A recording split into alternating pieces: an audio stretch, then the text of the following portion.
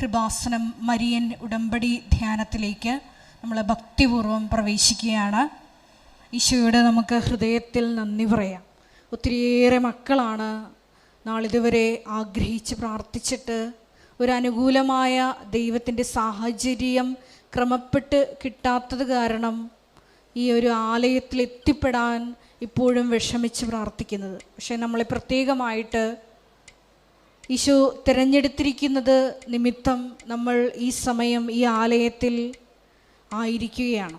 ജീവിതത്തിൻ്റെ വിവിധ ദുരന്ത മുഖങ്ങളിലൂടെ കടന്നു പോകുന്ന വ്യക്തികളോട് പരിശുദ്ധ അമ്മ സമയ ഘടികാരം നെഞ്ചിൽ ചാർത്തി ഈ അൾത്താരയിൽ നടന്ന പ്രത്യക്ഷീകരണത്തിലൂടെ പറയുന്നത്, നിങ്ങൾ പ്രാർത്ഥനയിൽ തന്നെ ശരണം വയ്ക്കുക, പ്രാർത്ഥനയിൽ തന്നെ മുന്നേറുക എന്നുള്ളതാണ്. അതുകൊണ്ട് തന്നെയാണ് മരിയൻ ഉടമ്പടി എടുത്തുകൊണ്ട് 6 നിബന്ധനകൾ വിശ്വസ്തതാപൂർവം പാലിച്ച് മുന്നേറിക്കൊണ്ട് നമ്മുടെ ജീവിതത്തെ വിശുദ്ധീകരിച്ചുകൊണ്ട് നമ്മളും പ്രാർത്ഥനയിൽ തന്നെ മുന്നേറുന്നത്. ഒപ്പം തന്നെ ഈ ധ്യാനം നയിക്കുവാൻ പോകുന്ന കൃപാസനത്തിൻ്റെ സ്ഥാപക ഡയറക്ടറായ ബഹുമാനപ്പെട്ട VP ജോസഫ് അച്ഛനെ ദൈവപിതാവിൻ്റെ കരങ്ങളിൽ സമർപ്പിച്ച് ഒരു നിമിഷം പ്രാർത്ഥിക്കാം. അച്ഛൻ്റെ ആരോഗ്യത്തെയും വിവിധ ശുശ്രൂഷ മേഖലകളെയും ഏറ്റെടുത്തിരിക്കുന്ന എല്ലാ ഉദ്യമങ്ങളെയും സമർപ്പിച്ച് ഒരു നിമിഷം പ്രാർത്ഥിക്കാം. വരാൻ പോകുന്ന ആരാധനാ മണിക്കൂറിൽ ഈശോയെ ഞങ്ങൾക്ക് ആവശ്യമായിട്ടുള്ള വചനങ്ങൾ നൽകണമേ എന്ന് പ്രാർത്ഥിക്കാം. ഞങ്ങളുടെ ജീവിതത്തിലൊക്കെ കൃപയ്ക്ക് തടസ്സമായി നിൽക്കുന്ന പാപമേഖലകളെയും സാഹചര്യങ്ങളെയും ഈശോയെ ആരാധനയിലൂടെ വെളിപ്പെട്ട് കിട്ടി നിൻ്റെ കരുണ കൃപ ഞങ്ങളിൽ വന്ന് നിറയുവാൻ തടസ്സമായ ജീവിത മേഖലകളെയെല്ലാം പാപമേഖലകളെല്ലാം വെറുത്തു വീക്ഷിക്കാനുള്ള വലിയ കൃപയ്ക്ക് വേണ്ടി ഒരു നിമിഷം നമുക്ക് മൗനമായിട്ട് പ്രാർത്ഥിക്കാം.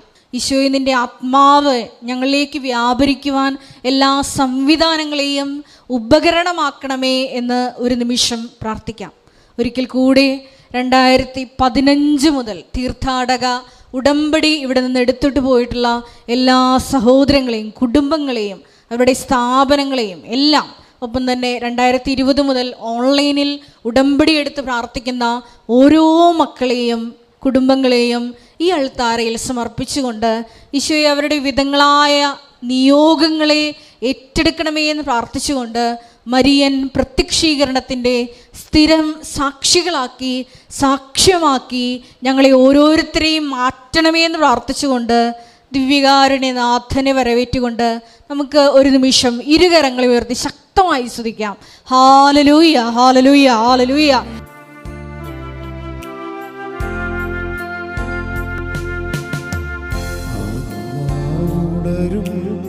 നിമിഷം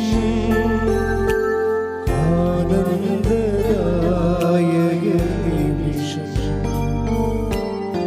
കണ്ണീർ തുടയ്ക്കാൻ മാറോട് ചേർക്കാൻ ഈശോ എഴുന്നള്ളും നിമിഷം ആരാധനയുടെ നിമിഷം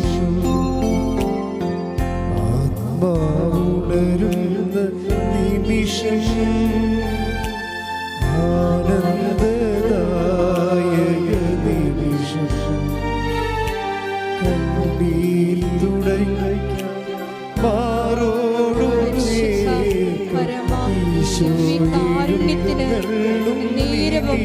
ആരാധനയും സ്തുതിയും പുകഴ്ചയും ഉണ്ടായിരിക്കട്ടെ.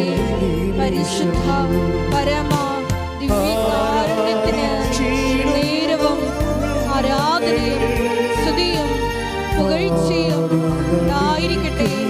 പരിശുദ്ധ പരമ ദിവ്യകാരുണ്യത്തിന് നേരവും ആരാധനയും സ്തുതിയും പുകഴ്ചയും ഉണ്ടായിരിക്കട്ടെ.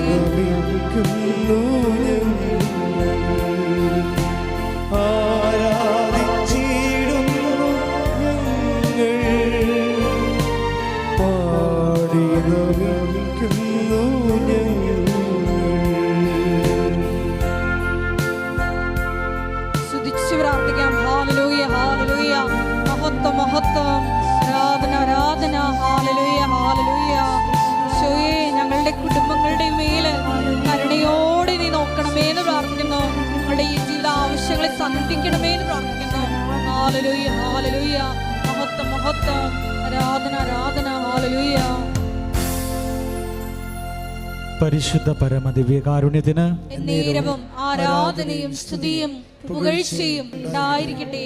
പരിശുദ്ധ പരമദിവ്യകാരുണ്യത്തിന് എന്നേരവും ആരാധനയും സ്തുതിയും പുകഴ്ചയും ഉണ്ടായിരിക്കട്ടെ.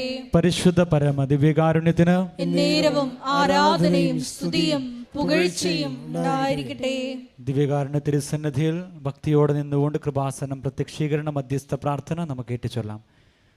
അമ്മേ പരിശുദ്ധ അമ്മേ, അമ്മേ പരിശുദ്ധ അമ്മേ, ദൈവമാതാവേ, ദൈവമാതാവേ, കൃപാസനത്തിലൂടെ ഞങ്ങൾക്കും ഞങ്ങളുടെ ദേശത്തിനും അമ്മ മാധ്യസ്ഥം തേടിത്തന്ന എല്ലാ അനുഗ്രഹങ്ങൾക്കും കൃപകൾക്കും ഞങ്ങളിപ്പോൾ ഹൃദയം നിറഞ്ഞ നന്ദി പറയുന്നു. നമുക്ക് സ്തുതിച്ച് പ്രാർത്ഥിക്കാം. ഹല്ലേലൂയ. ആരാധന കർത്താവേ സ്തുതിക്കുന്നു, തിരുനാമത്തെ മഹത്വപ്പെടുത്തുന്നു. ഹല്ലേലൂയ, ഹല്ലേലൂയ. എല്ലാ കൃപകൾക്കും നന്ദി പറയുന്നു. ഹല്ലേലൂയ.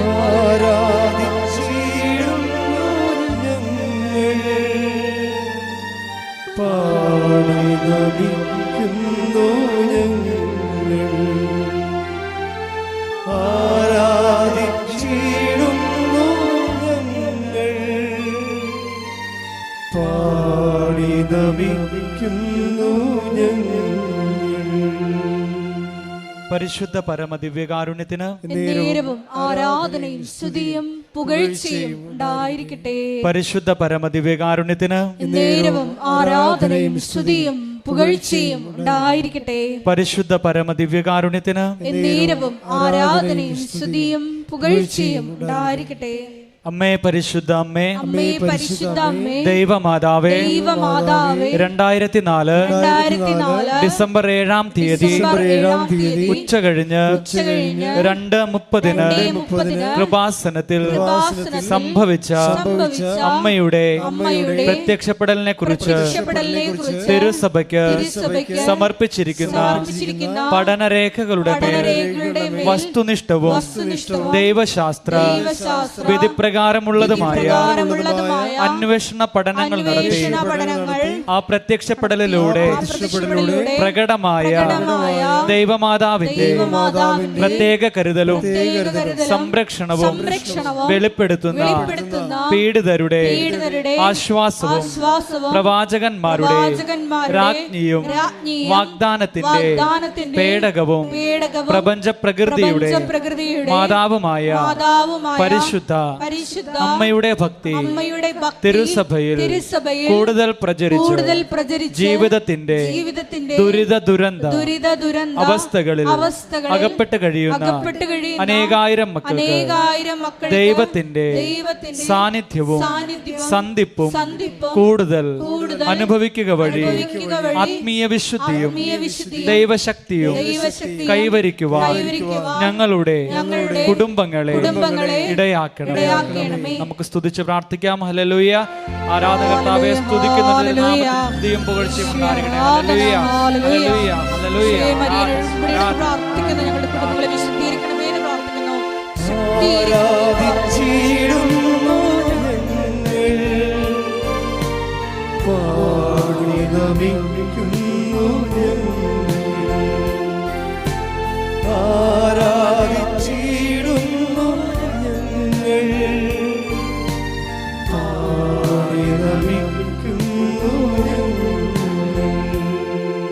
പരിശുദ്ധ പരമദിവ്യകാരുണ്യത്തിന് നേരവും ആരാധനയും സ്തുതിയും പുകഴ്ചയും ഉണ്ടായിരിക്കട്ടെ.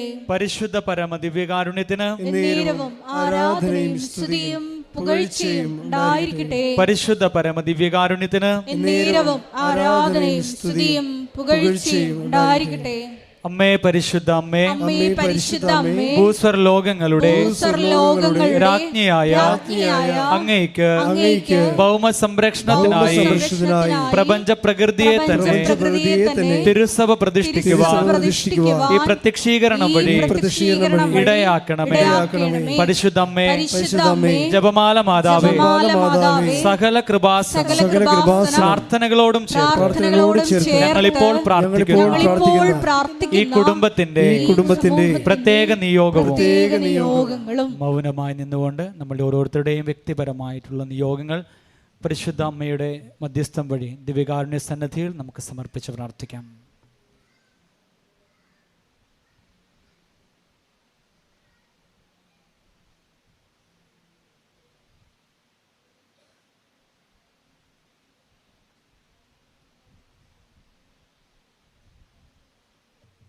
അമ്മയുടെ പ്രത്യക്ഷീകരണത്തിന്റെ ഈ അനുഗ്രഹവേളയിൽ ഞങ്ങൾക്ക് സാധിച്ചു തരുവാൻ കനിയണമേ.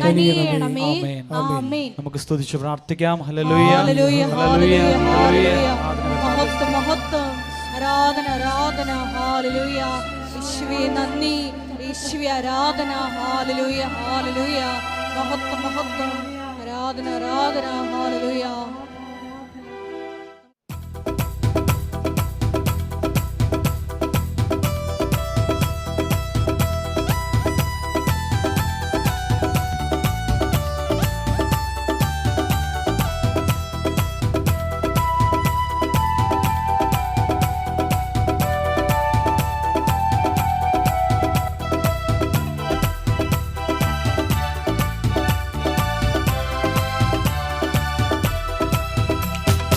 ആരാധിക്കാം, നമുക്കാരാധിക്കാം, മാലാഖമാരൊന്നിച്ചാരാധിക്കാം.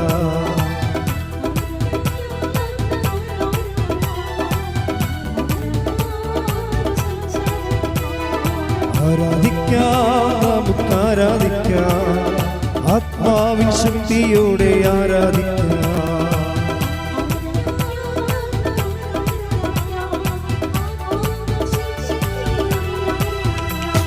ദാനിയേലോ സിംഹക്കുഴിയിൽ ആരാധിച്ചവോ, അപ്പോസ്തലർ ജയിലുകളിൽ ആരാധിച്ചവോ,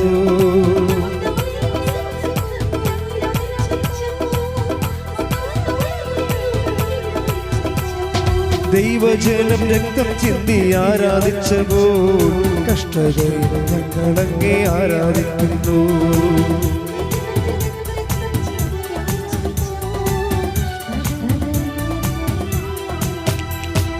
ആരാധിക്കാം, നമുക്കാരാധിക്കാം, മാലാഖമാരൊന്നിച്ചാരാധിക്കാം.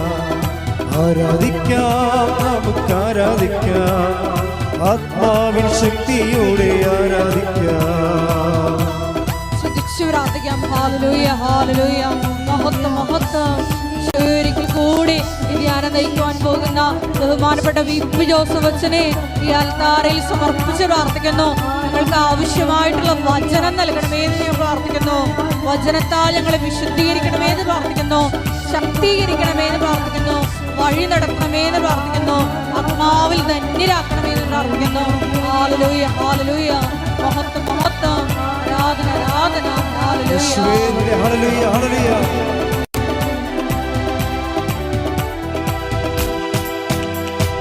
ആദ്യ സമവാളിൻ മുൻപിൽ ധീരതയോടെ ഹല്ലേലൂയ ഗീതം പാടി ആരാധിച്ചപ്പോൾ,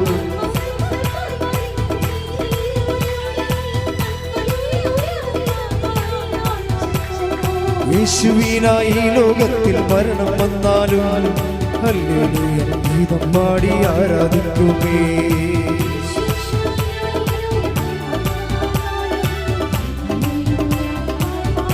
കൈകൾ ഉയർത്തിക്കൊണ്ട് ആരാധിക്കാം, നമുക്കാരാധിക്കാം, മാലാഖമാരൊന്നിച്ചാരാധിക്കാം. ആരാധിക്കാം, നമുക്കാരാധിക്കാം, ആത്മാവിൻ ശക്തിയോടെ ആരാധിക്കാം. ആരാധിക്കാം, നമുക്കാരാധിക്കാം, മാലാഖമാരൊന്നിച്ചാരാധിക്കാം. ആരാധിക്കാം, നമുക്കാരാധിക്കാം, ആത്മാവിൻ ശക്തിയോടെ ആരാധിക്കാം. സ്തുതിക്കട്ടെ. ഹല്ലേലൂയ, ഹല്ലേലൂയ. ഹല്ലേലൂയ, ഹല്ലേലൂയ. പ്രാർത്ഥനയുടെ എല്ലാ ശുശ്രൂഷ മേഖലകളെയും നിർമ്മാണ പ്രവർത്തനങ്ങളെയും എല്ലാ മിഷൻ മേഖലകളെയും ഈശോയുടെ സമർപ്പിച്ച് പ്രാർത്ഥിക്കുന്നു. ഞങ്ങളുടെ അഖണ്ഡ ജപമാല മഹാറാലിയെ സമർപ്പിച്ച് പ്രാർത്ഥിക്കുന്നു. റാലിയുടെ ക്രമീകരണങ്ങളെ സമർപ്പിച്ച് പ്രാർത്ഥിക്കുന്നു. എല്ലാ മേഖലകളിലും പരിശുദ്ധ അമ്മേ നിന്റെ മേൽനോട്ടം ഉണ്ടാകണമേ എന്ന് പ്രാർത്ഥിക്കുന്നു. വൻ വിജയമാക്കി മാറ്റണമേ എന്ന് പ്രാർത്ഥിക്കുന്നു. ഹല്ലേലൂയ. മഹത്വം മഹത്വം. ആരാധന ആരാധന. ഹല്ലേലൂയ. പരിശുദ്ധ പരമദിവ്യകാരുണ്യത്തിന് നേരവും ആരാധനയും സ്തുതിയും പുകഴ്ചയും ഉണ്ടായിരിക്കട്ടെ. എൻ്റെ പ്രിയപ്പെട്ടവരെ, ഉടമ്പടി മറ്റ് പല പ്രാർത്ഥനകളെക്കാളും ഉടമ്പടി ജീവിതമെന്ന് പറഞ്ഞൊരു പുതിയ ജീവിതം ആൾക്കാർ ആരംഭിച്ചിരിക്കുകയാണ്. അത് നമുക്ക് മനസ്സിലാകണത് ഈ സാക്ഷ്യം പറഞ്ഞു കഴിയുമ്പോൾ അവസാനം പറയവർ എൻ്റെ മരണം വരെ ഞാനും എൻ്റെ കുടുംബവും ഉടമ്പടി ജീവിക്കും. അപ്പം നമ്മളത് പറഞ്ഞു കൊടുത്തതല്ല, അവർ പറഞ്ഞു കേട്ടിട്ട് നമ്മൾ പറയണതാണ്. ഉടമ്പടി ഒരു ജീവിതക്രമമാണെന്നുള്ളത് ജനങ്ങൾ അവരുടെ അനുഭവത്തിൽ നിന്ന് അവർ പ്രഖ്യാപിക്കുമ്പോൾ അത് ചികഞ്ഞ് മാറ്റിയെടുത്തിട്ടാണ് നമ്മൾ നിങ്ങളോട് പൊതുവായിട്ട് പറയണത്. ജനങ്ങൾക്ക് ഇങ്ങനെ ഒരു അനുഭവമുണ്ട്. ഉടമ്പടി ഒരു സാധാരണ ഒരു വിശ്വാസത്തിൻ്റെ പ്രയോഗം അല്ല, എക്സ്പ്രഷൻ അല്ലെ പ്രഖ്യാപനം എന്നതിനേക്കാൾ ഉപരി ഉടമ്പടി അതിൽ തന്നെ ഒരു ജീവിതക്രമമായിട്ട് മാറുകയാണ്. അതുകൊണ്ടാണ് പുതുക്കുന്നവരുടെ എണ്ണം ഇപ്പോൾ കൂടിയിരിക്കുന്നത്. പണ്ട് നിങ്ങൾക്കറിയാമല്ലോ, ഉടമ്പടിയുടെ തുടങ്ങിയ കാലത്ത് 16, 17, 18 കാലഘട്ടങ്ങളിൽ ഉടമ്പടി പുതുക്കുന്നത് 1/3 പേരായിരുന്നു. ഉടമ്പടി എടുക്കുന്നതിൻ്റെ 1/3 പേരെയാണ് ഉടമ്പടി പുതുക്കത്തുള്ളത്. അന്ന് 90 ദിവസത്തേക്ക് വേണ്ടി മാത്രമുള്ള ഒരു പ്രത്യേകമായ ഒരു പ്രത്യേക വിഷയബന്ധിയായ ഒരു പ്രാർത്ഥനയായിരുന്നു. ജോലിയില്ല, വീടില്ല, വിവാഹം നടക്കണില്ല, വിഷയം. ഉടമ്പടി തുടങ്ങുന്ന കാലത്ത് 16 തുടങ്ങി 17, 18, 19, 20, പിന്നെ കോവിഡ് കാലം 20 വരുമ്പോൾ കോവിഡാവും. അതുവരെ ഇങ്ങനെ ഉടമ്പടി ഒരു വിഷയബന്ധിയാണ് നിന്നത്. അതുകൊണ്ട് ആൾക്കാർ ഒരു 90 ദിവസം ആകുമ്പോൾ വിഷയബന്ധിയായുള്ള ആൾക്കാർ അത് സ്റ്റോപ്പ് ചെയ്യും. ഞങ്ങളുമുണ്ട് വിഷയബന്ധിക്കാരെ, പിന്നെ നിങ്ങൾ കണ്ടിന്യൂ ചെയ്യണമെന്ന് ഞങ്ങളും പറയത്തില്ല. കാര്യം വിഷയബന്ധിക്കാരെ കണ്ടിന്യൂ ചെയ്തിട്ട് കാര്യമില്ല. അതുകൊണ്ടാണ് ഉടമ്പടി. പക്ഷെ പിന്നീട് നമ്മൾ പറയാതെ തന്നെ ഇപ്പോഴെങ്ങനെ വെച്ച് കഴിഞ്ഞാൽ, ഇപ്പോൾ ഉദാഹരണത്തിന് ഒക്ടോബർ 2-ാം തീയതി ഉടമ്പടി പുതുക്കിയവർ എത്രയാണെന്ന് അറിയാം? ഒരു ദിവസം 1443 പേരാണ് ഉടമ്പടി പുതുക്കിയത്. അപ്പോൾ നോക്കിയേ, അപ്പോൾ എന്ത് വ്യത്യാസം വരുന്നത് നോക്കിയേ. 1443 പേര് ഒരു ദിവസം ഉടമ്പടി പുതുക്കുകയാണ്. എന്താ സംഭവിച്ചിരിക്കണമെന്ന് ചോദിച്ചു കഴിഞ്ഞാൽ, ആൾക്കാർ ഉടമ്പടി ജീവിക്കാൻ തുടങ്ങിയപ്പോൾ ഈ ജീവിതത്തിൻ്റെ ഒരു പ്രൊട്ടക്ഷൻ ഭയങ്കരമാണ്, സംരക്ഷണം. അവർക്ക് ആരോ തങ്ങളുടെ കൂടെയുണ്ട്, തങ്ങളുടെ കാര്യങ്ങൾ അന്വേഷിക്കാനും തങ്ങളെ നയിക്കാനും. അമ്മയുടെ കൃത്യമായ സാന്നിധ്യം അവരനുഭവിച്ചിട്ട് ഉടമ്പടി നിലനിൽക്കുന്നതാണ് നല്ലത് എന്ന് തോന്നണം. പിന്നെ മുമ്പത്തേക്കാൾ സന്തോഷം, കുടുംബത്തിലൊക്കെ വിശുദ്ധീകരണം, വചന വായനയൊക്കെ ഉള്ളത് കാരണം നല്ല ആധ്യാത്മികമായ പരിസരം, തിന്മയിൽ വീഴാതിരിക്കാനുള്ള ഒരു സംരക്ഷണം, ആകപ്പാടെ വല്ലാത്ത ഒരു ദൈവമായ അഭിഷേകത്തിൻ്റെ ഒരു കാലം. അപ്പം അതുകൊണ്ടാണ് ആൾക്കാർ സാക്ഷ്യം പറയുമ്പോഴും നമ്മളാരും പറഞ്ഞിട്ടില്ല, അവർ തന്നെത്താൻ പറഞ്ഞാണ് ഞാനും എൻ്റെ കുടുംബവും മരണം വരെ ഉടമ്പടി നിലനിൽക്കുമെന്ന്. കാര്യത്തിൽ ഉടമ്പടിയുടെ ഒരു സംരക്ഷണവും, അതുപോലെ തന്നെ ഏത് മേഖലയിൽ ചെന്നാലും ഏത് നമുക്ക് സഹായിക്കാൻ പറ്റാത്ത സ്ഥലത്ത് ചെന്നാലും ദൈവത്തിൻ്റെ ഒരു ഇടപെടൽ നമുക്ക് വ്യക്തമാവും. അവിടെ നമുക്ക് ചിലവൊന്നുമില്ല. ആകപ്പാടുള്ള ചിലവെന്ന് പറയണത്, ഉടമ്പടി നമുക്കുള്ള ഒരു ചിലവെന്ന് പറഞ്ഞാൽ എന്താ? വളരെ സൂക്ഷ്മതയുള്ള ഒരു ചിലവെന്ന് പറഞ്ഞാൽ ഞാൻ നോക്കിയിട്ട് വിശ്വസ്തതയിൽ വെള്ളം ചേരുന്നുണ്ടോ എന്ന് മാത്രം നോക്കിയാൽ മതി. വേറെ ഒന്നുമില്ല, സിമ്പിളാണ്. മൊത്തം ഉടമ്പടി നമ്മൾ പഠിക്കുമ്പോഴും ആൾക്കാരെ എല്ലാ ദിവസവും ഞാൻ കാണുമ്പോഴും എനിക്ക് മനസ്സിലാകണത് ഉടമ്പടി സിമ്പിളായിട്ട് കൈകാര്യം ചെയ്യാം. നമ്മൾ ശ്രദ്ധിക്കേണ്ട ഒരു പോയിൻ്റേ ഉള്ളൂ ഉടമ്പടിയിൽ ശ്രദ്ധിക്കേണ്ട. എന്താണ്? വിശ്വസ്തതയിൽ വെള്ളം ചേർക്കുന്നുണ്ടോ എന്ന് നോക്കിയാൽ മതി. കാര്യം ഇത് കോവനൻ്റ് ആയത് കാരണം, ഉടമ്പടി ആയ കാരണം നമുക്ക് വേണ്ടത് വിശ്വാസത്തെക്കാൾ ഉപരി എന്താണ്? പെർസ്വേറിങ് ഫെയ്ത്താണ് വേണ്ടത്. ഫെയ്ത്ത്, നമ്മൾ സാധാരണ മനുഷ്യർക്ക് ഫെയ്ത്ത് മതി. ഉടമ്പടിയിൽ വേണ്ടത് പെർസ്വേറിങ് ഫെയ്ത്താണ്. എന്ന് വെച്ച് കഴിഞ്ഞാൽ ഇങ്ങനെ പിന്തുടർന്ന് നിലനിൽക്കുന്ന ഫെയ്ത്താണ്. എൻഡ്യൂറിങ് ഫെയ്ത്ത് എന്ന് എന്ത് വേണമെങ്കിൽ പറയാം. അതായത് നിലനിൽക്കുന്ന ഒരു വിശ്വാസം. വിശ്വാസത്തിനൊരു കുഴപ്പമുള്ളതെന്ന് വെച്ച് കഴിഞ്ഞാൽ അല്പവിശ്വാസമെന്ന് ഈശോ ഒരു തരം ബ്രാൻഡ് ചെയ്തിട്ടുണ്ട്. ചില വിശ്വാസം ഈശോ വന്നപ്പോഴാണ് ബ്രാൻഡിങ് ഭയങ്കരമായത്.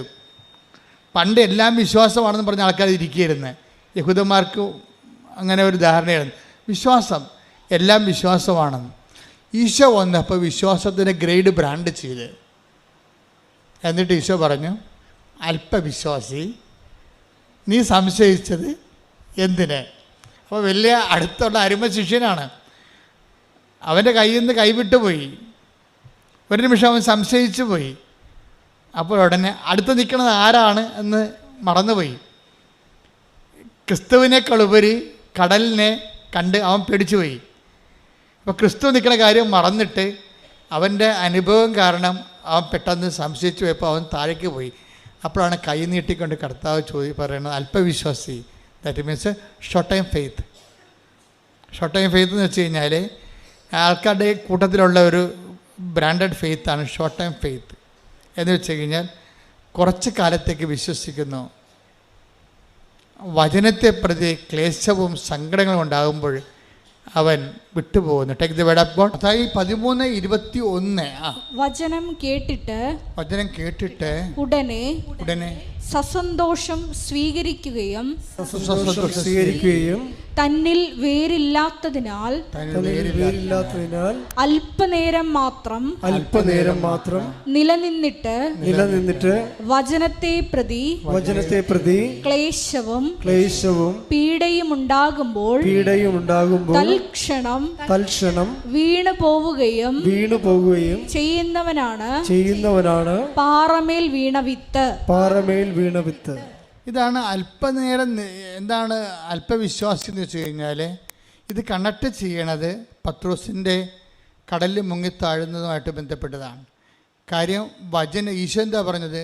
പ്രഭു, പത്രോസ് പറഞ്ഞു കടലിലെ മീതെ ഈശോയെ കണ്ടപ്പോൾ പത്രോസ് പറഞ്ഞു, പ്രഭു അങ്ങാണെങ്കിലേ എന്നെ കൂടി അങ്ങയുടെ അടുക്കിലേക്ക് വരാൻ അനുവദിക്കുവിൻ. അപ്പോൾ ഈശോ എന്താ പറഞ്ഞു? വരൂ എന്ന് പറഞ്ഞു. അതാണ് വചനം. അപ്പോൾ ആ വരൂ എന്ന് പറഞ്ഞ വചനത്തിലാണ് വിശ്വസിക്കേണ്ടത്. അതിന് പക്ഷേ പത്രോസിന് ആ വരൂ എന്ന വചനം മറന്നുപോയി. പക്ഷെ വചനത്തെ പ്രതി അതിനെ ഈ വരൂ എന്ന് പറഞ്ഞിട്ട് കാര്യമില്ല.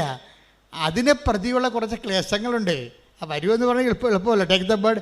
പത്രോസ് അവനോട് പറഞ്ഞു, കർത്താവേ അങ്ങാണെങ്കിൽ ഞാൻ ജലത്തിനു മീതെ കൂടി അങ്ങയുടെ അടുത്തേക്ക് വരാൻ കൽപ്പിക്കുക. വരൂ അവൻ പറഞ്ഞു. അപ്പം വരൂ എന്നാണ് അവൻ പറഞ്ഞിരിക്കുന്നത്. പക്ഷെ വരൂ എന്ന് പറഞ്ഞാൽ പിന്നെ ചെല്ലേണ്ട കാര്യം ആരുടേതാണ്? നമ്മുടേതാണ്. അതത്ര ഈസിയല്ല. വരുമെന്ന് പറയുമ്പോൾ ആദ്യത്തെ ഉണ്ടാകുന്ന ചിരിയും സന്തോഷവും ആവേശവും ഒക്കെ കുറച്ച് കഴിയുമ്പോൾ മാഞ്ഞു പോവും. ഓരോ വചനവും നടപ്പിൽ വരാൻ അതിൻ്റെ കറസ്പോണ്ടിങ് പേയ്മെൻറ്റ് എന്ന് വെച്ച് കഴിഞ്ഞാൽ അതിൻ്റെ അർത്ഥം എന്ന് വെച്ച് കഴിഞ്ഞാൽ അത് നടപ്പിൽ വരുത്താൻ ആവശ്യമായ ചെലവ് പടികളുണ്ട്. മനസ്സിലായി? അല്ലാതെ നമ്മൾ വിശ്വസിക്കണമെന്ന് പറഞ്ഞാൽ ദൈവം ഏക്കത്തില്ല. ദൈവം നമ്മുടെ ഒരു വിശ്വാസവും ടെസ്റ്റ് ചെയ്യാതെ എടുക്കത്തില്ല. ഈ കളികളെ കൃത്യമായിട്ട് മനസ്സിലായില്ലെങ്കിൽ നമ്മുടെ ഈ പാരമ്പര്യ വിശ്വാസം കൊണ്ടിരിക്കും, ഒരു പണിയും നടക്കത്തില്ല. ദൈവത്തിൻ്റെ സ്വഭാവം നമ്മൾ എന്ത് കാലെ പിടിച്ച് പറഞ്ഞാലും ദൈവം പറയും, ഓക്കെ പറയണതെല്ലാം ഞാൻ കേട്ടു, പക്ഷേ ടെസ്റ്റ് ചെയ്യാനുണ്ട്. എല്ലാം. പത്രോസിനെ വരെ പറയും ടെസ്റ്റ് ചെയ്യാനുണ്ട്, നീ പറയണ കാര്യം സത്യമാണോ എന്ന് എനിക്ക് ടെസ്റ്റ് ചെയ്യണമെന്ന് പറയും. അതുകൊണ്ട് വരുമെന്ന് പറയും. പിന്നെ വരുമെന്ന് പറയുമ്പോൾ നമ്മളൊക്കെ നമ്മൾ കുണുങ്ങി ചാടി അങ്ങോട്ട് ചെല്ലും. കുറച്ച് കഴിയുമ്പോൾ ടെസ്റ്റ് വരും. എന്താണ്? പത്രോസ് കടലിനെ നോക്കും, കാലും നനയും. അപ്പോൾ താഴേക്ക് കർത്താവിനെ മാറ്റിയിട്ട് കടലിനായിട്ട് നോക്കുമ്പോൾ യു എന്ന് അങ്ങോട്ട് എടുക്കും. അതായത് കർത്താവിനെ നോക്കിപ്പോയ ആളാണ് പെട്ടെന്ന് പകച്ചു പോകും. ഈ പെട്ടെന്ന് പകച്ചു പോണതല്ല, പെട്ടെന്ന് പകച്ചു പോണ അനുഭവങ്ങൾ ദൈവം തരും. മനസ്സിലായില്ലേ? അത് നമ്മളെപ്പോഴും ശ്രദ്ധിക്കണം. പെട്ടെന്ന് പകച്ചു പോണതല്ല, പെട്ടെന്ന് നമുക്ക് പകച്ചു പോകുന്ന രീതിയിലുള്ള അനുഭവങ്ങൾ ദൈവം തരും. ഇപ്പം ഇപ്പോൾ ഭർത്താവിൻ്റെ കള്ളുകുടി മാറാൻ പ്രാർത്ഥിച്ച്, അല്ലെങ്കിൽ അയാളുടെ സംശയ രോഗം മാറാൻ വേണ്ടി പ്രാർത്ഥിച്ചു. അപ്പോൾ 2 ദിവസം അയാളുടെ സംശയം മാറി. അപ്പോൾ ദൈവമേ ഉടമ്പടി ഏറ്റ്, നേരത്തെ പോകേണ്ടതായിരുന്നു എന്നൊക്കെ പറയും. കുറച്ച് കഴിയുമ്പോൾ അയാൾക്ക് പണ്ട് പത്രക്കാരനെ മാത്രമേ സംശയം ഉണ്ടായിരുന്നുള്ളൂ, ഇപ്പോൾ ഇൻസ്റ്റാൾമെൻറ്റുകാരനെ കൂടി സംശയമായി. അതാണ് പ്രശ്നം. ഒരാഴ്ച പുള്ളിക്ക് കുഴപ്പമൊന്നുമില്ലായിരുന്നു, പത്രക്കാരനെ മാത്രമേ പുള്ളിക്ക് പണ്ട് സംശയം ഉണ്ടായിരുന്നു. ഉടമ്പടി എടുത്തപ്പോൾ ഇൻസ്റ്റാൾമെൻറ്റുകാരനെ കൂടി സംശയമായി. പകച്ചു പോയി നമ്മൾ പെട്ടെന്ന്. അപ്പോൾ എന്ത് ചെയ്യും? ഇനിയിപ്പോൾ നീലത്തിരി കത്തിച്ചിട്ട് എന്ത് കാര്യം, പച്ചത്തിരി കത്തിച്ചിട്ട് എന്ത് കാര്യം? കണ്ട സംഭവം തരും. പേയ്മെൻറ്റ് വിരണ കണ്ടില്ലേ? ഇതിൻ്റെ ഉടമ്പടി വഴികളിലുള്ള പേയ്മെൻറ്റ് നോക്കണം. അത് ഇതിനകത്ത് നമ്മൾ എന്ത് വിശ്വസിക്കണമെന്ന് പറഞ്ഞാലും നമ്മുടെ അപ്പനേക്കും അമ്മയേക്കും മക്കളും എല്ലാവരും ഏക്കും, പക്ഷേ ദൈവം മാത്രം ഏക്കത്തില്ല. ടെസ്റ്റ് ഉണ്ടെന്ന് പറയും. ഇത് ടെസ്റ്റെന്ന് പറയുന്ന വിശ്വാസമാണോ? ഇത് മരണം വരെ ടെസ്റ്റുകളുണ്ടാകും. അതാണ് ഈശോ പറഞ്ഞ പ്രലോഭനങ്ങൾ ഉണ്ടാവേണ്ടതാണ്. 18:7 എടുത്ത് മത്തായി സുവിശേഷം ശ്രദ്ധിക്കട്ടെ. ഹല്ലേലൂയ ഹല്ലേലൂയ ഹല്ലേലൂയ. യേശുവേ നന്ദി, യേശുവേ സ്തുതി. ഹല്ലേലൂയ ഹല്ലേലൂയ ഹല്ലേലൂയ. മത്തായി 18:7. പ്രലോഭനങ്ങൾ നിമിത്തം ലോകത്തിന് ദുരിതം. ഇതാണല്ലേ പ്രലോഭനങ്ങൾ ഉണ്ടാകേണ്ടതാണ്, മാറ്റാൻ പറ്റത്തില്ല. പ്രലോഭനങ്ങൾ നിമിത്തം ലോകത്തിന് എന്ന് പറഞ്ഞ പ്രലോഭനങ്ങൾ നിമിത്തം ലോകത്തിന് ദുരിതം. അല്ല, പ്രലോഭനം നല്ലതല്ല, ദുരിതം തന്നെയാണ്.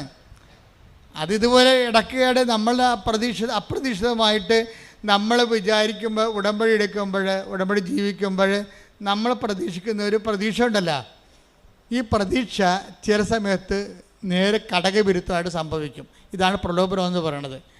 പ്രലോഭന നിമിത്തം എന്താ സംഭവിക്കണത്? ലോകത്തിന് നമുക്ക് ദുരിതം. അതാ ഒന്ന് പറഞ്ഞേ, പ്രലോഭനങ്ങൾ നിമിത്തം ലോകത്തിന് ദുരിതം.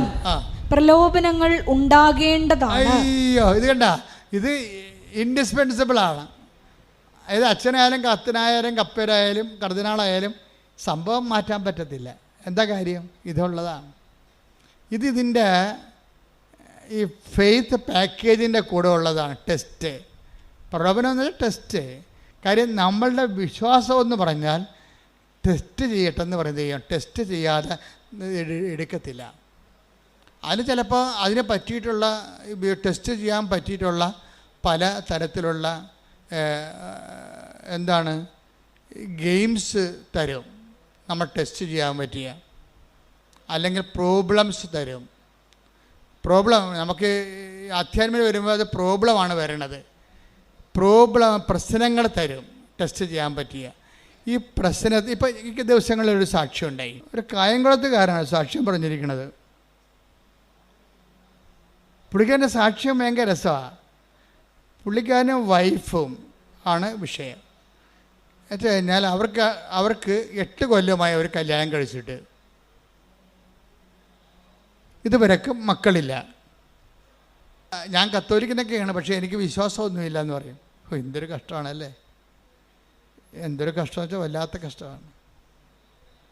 ദൈവം എല്ലാ സംവിധാനവും വിശ്വാസത്തിന് കൊടുത്തിട്ടും കോടികളും മുടക്കി അച്ഛന്മാരെയും പള്ളികളെയും എല്ലാം സ്ഥാപിച്ചിട്ടും കുറേ ആൾക്കാർക്ക് വിശ്വാസമില്ലെന്ന് പറഞ്ഞാൽ അത് അയാളുടെ മാത്രം ഫോൾട്ടാണ്, ദൈവത്തിൻ്റെ അല്ല.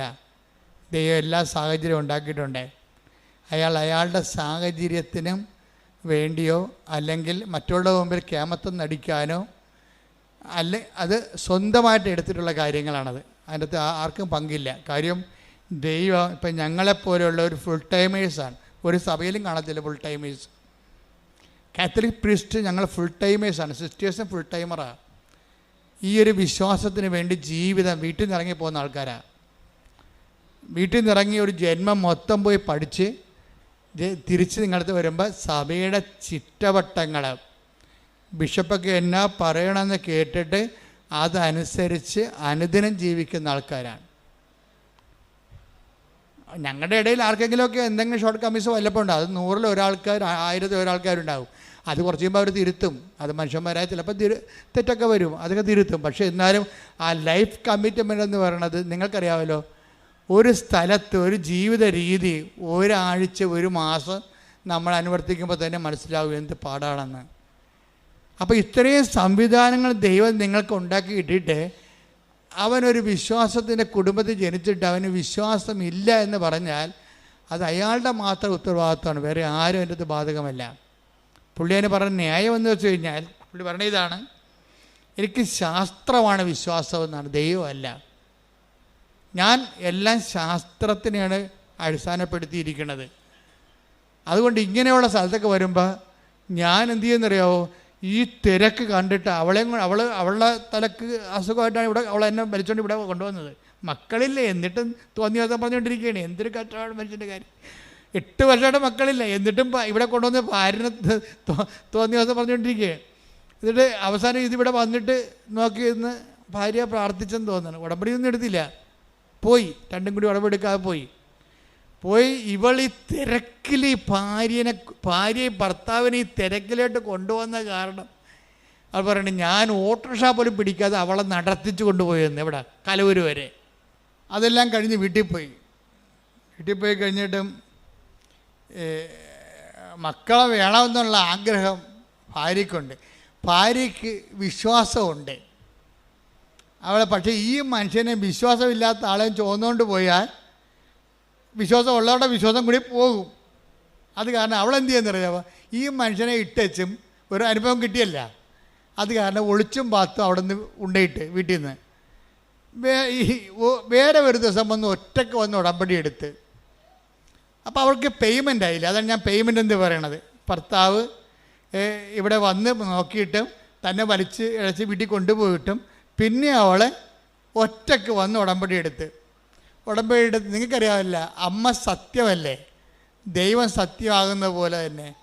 അതുകൊണ്ട് ഇതെല്ലാം കാണുന്ന ദൈവമില്ലേ, അവൾ അത്രയും പേയ്മെൻ്റ് അവിടെ നടത്തിയിട്ടുണ്ടെന്ന് മനസ്സിലായില്ലേ. അമ്മ എന്ത് ചെയ്യുന്നറിയാവാ, ഈ ഉപ്പ് കഴിച്ച് തിരികെ എത്തിച്ചപ്പോൾ തന്നെ ആ ആഴ്ച തന്നെ അവൾ പ്രഗ്നൻ്റായി.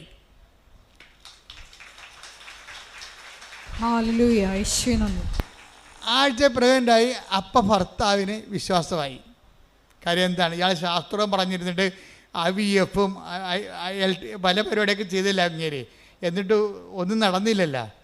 അവസാനം ഇവിടെ അമ്മയടുത്ത് വന്നപ്പോൾ ഒറ്റ വരവിന് 1 ആഴ്ച കൊണ്ട് തന്നെ അവൾ പ്രഗ്നൻ്റായി. ആ കുട്ടിയെ കിട്ടിയപ്പോൾ തന്നെ അയാൾക്ക് ഭയങ്കര സന്തോഷമായി. കാര്യം അയാളുടെ ശാസ്ത്രം അവിടെ പരാജയപ്പെട്ട കാരണം അയാൾ വിശ്വാസത്തിലേക്ക് വന്ന്. പിന്നെ എന്താ വെച്ച് കഴിഞ്ഞാൽ, പിന്നെ ആദ്യത്തെ കുഞ്ഞ് ജനിച്ച് കഴിഞ്ഞപ്പോൾ തന്നെ 2ാമത്തെ കുഞ്ഞും ജനിച്ച്. അപ്പം അതിന് മറ്റേത് മുല കൂടി മാറിയില്ലെങ്കിൽ പോലും അവർ അഡ്ജസ്റ്റ് ചെയ്ത് 2ാമത്തെ കുഞ്ഞിനെയും കൂടി എടുത്ത്. അമ്മയുടെ ഒരു വിഷയം എന്ന് വെച്ച് കഴിഞ്ഞാൽ, അതായത് 2ാമത്തെ കുഞ്ഞിനെയും കൂടി കിട്ടിക്കഴിഞ്ഞപ്പോൾ 8 കൊല്ലമായിട്ട് കുഞ്ഞില്ലാത്ത ആൾക്കാരാണേ. ഒരു പിക്ചർ മാറുന്ന മാറ്റം കണ്ടില്ലേ, ഉടമ്പടിയിലൂടെ പിക്ചർ മാറുന്ന മാറ്റം കണ്ടില്ലേ. അതായത് ഈ 2ാമത്തെ കുഞ്ഞിനെയും കിട്ടിക്കഴിഞ്ഞപ്പോൾ 3ാമത്തെ കുഞ്ഞിനെയും പ്രഗ്നൻ്റായി. അതോടുകൂടി ആ ചേടത്തിയുടെ പടം കൊഴിഞ്ഞ്. നമ്മൾ വിശ്വാസികളെന്ന് പറയുന്ന ആൾക്കാർ പക്ഷെ ദൈവം അംഗീകരിക്കത്തില്ല. അതാണ് പ്രശ്നം, ദൈവം അംഗീകരിക്കത്തില്ല. ഇപ്പം എന്ത് ചെയ്ത് അവൾക്ക് ഈ കുഞ്ഞിനെ 3ാമത്തെ കുഞ്ഞിനെ കൊല്ലണം. എങ്ങനെയുണ്ട് പരിപാടി? പണ്ടൊരു കുഞ്ഞിന് വേണ്ടി തെണ്ടി നടന്നതാണ്. ഇപ്പം 3ാമത്തെ കുഞ്ഞിനെ കണ്ടപ്പോൾ ഭർത്താവിൻ്റെ അടുത്ത് വന്ന് രാത്രിയും പകലും ഇവൾ നിലവിളിക്കുകയാണ്. എന്തിനാണ്? നമുക്കിതിനെ അബോർട്ട് ചെയ്ത് കളയാം, നമുക്കിതിനെ അബോർട്ട് ചെയ്ത് കളയാം. എന്താണ്ട് കാര്യം? ഒരു കുഞ്ഞിനെ എങ്ങനെയാണ് കൊല്ലണേടി? നീ എന്താ ഇങ്ങനെ പറയണത്? അപ്പോൾ അയാൾക്ക് വിശ്വാസം ഇല്ലെന്ന് പറഞ്ഞെങ്കിലും ഇപ്പം വിശ്വാസം കിട്ടിയപ്പോൾ അയാൾക്ക് സത്യസന്ധമായ വിശ്വാസം കിട്ടി. അയാൾ പറയണത് കൊലപാതകമല്ലേ ഇവൾ പറയണത്. വെച്ചാൽ നമുക്ക് എന്തെങ്കിലും കിട്ടുമ്പോൾ നമുക്കൊരാശ്വാസം സന്തോഷം ഉണ്ടാകുമ്പോൾ വിശ്വാസമുണ്ട്. ആ വിശ്വാസത്തിന് വേണ്ടി നമ്മൾ വില കൊടുക്കേണ്ടി വരികയാണെങ്കിൽ അയ്യോ എൻ്റെ 5 പൈസ ഇല്ലെന്ന് പറയും, ഞാൻ ചെയ്യത്തില്ല, നമുക്ക് വേണ്ടെന്ന് പറയും. കണ്ട, ഇത് ഇങ്ങനെയൊക്കെയുള്ള കള്ള വിശ്വാസങ്ങൾ ആൾക്കാർക്കുണ്ട്. അതാണ് വിശ്വാസത്തിൻ്റെ ഗ്രേഡ് തിരിക്കണതിൻ്റെ കാര്യം. വലിയ വിശ്വാസം, ചെറിയ വിശ്വാസം എന്നൊക്കെ ഈശോ പറയത്തില്ലേ? അതിൻ്റെ കാര്യം അല്പവിശ്വാസമുണ്ട്, ചെറിയ വിശ്വാസമുണ്ട്, വലിയ വിശ്വാസമുണ്ട്. അപ്പോൾ ഈ വിശ്വാസത്തിന് പേയ്മെൻറ്റ് കൊടുക്കണ അനുസരിച്ചാണ് വിശ്വാസം വലുതാകണത്. ദൈവം എപ്പോഴും നോക്കണത് വലിയ വിശ്വാസം എന്നാണ് പറയണതെന്നുണ്ടെങ്കിലും അതെന്താ ട്രൂ ഫെയ്ത്ത് എന്നാണ് ഉദ്ദേശിക്കുന്നത്. സത്യവിശ്വാസം എന്ന് വെച്ചാൽ ടെസ്റ്റഡ് ഫെയ്ത്താണ് സത്യവിശ്വാസം. അതിന് കള്ളൻ അല്ല. ഇപ്പം ഇവൾക്ക് വിശ്വാസം ഒരു ടെസ്റ്റ് കൊടുത്തിരിക്കുകയാണ്. ഇവൾ എന്തുകൊണ്ടാണ് രാത്രിയും പകലും ഉറക്കവുമില്ല, ഊണുമില്ല? ഇവൾക്ക് ഡിപ്രഷനായി. പ്രഗ്നൻ്റുമാണ്, ഇവൾ ഡിപ്രഷനുമാണ്.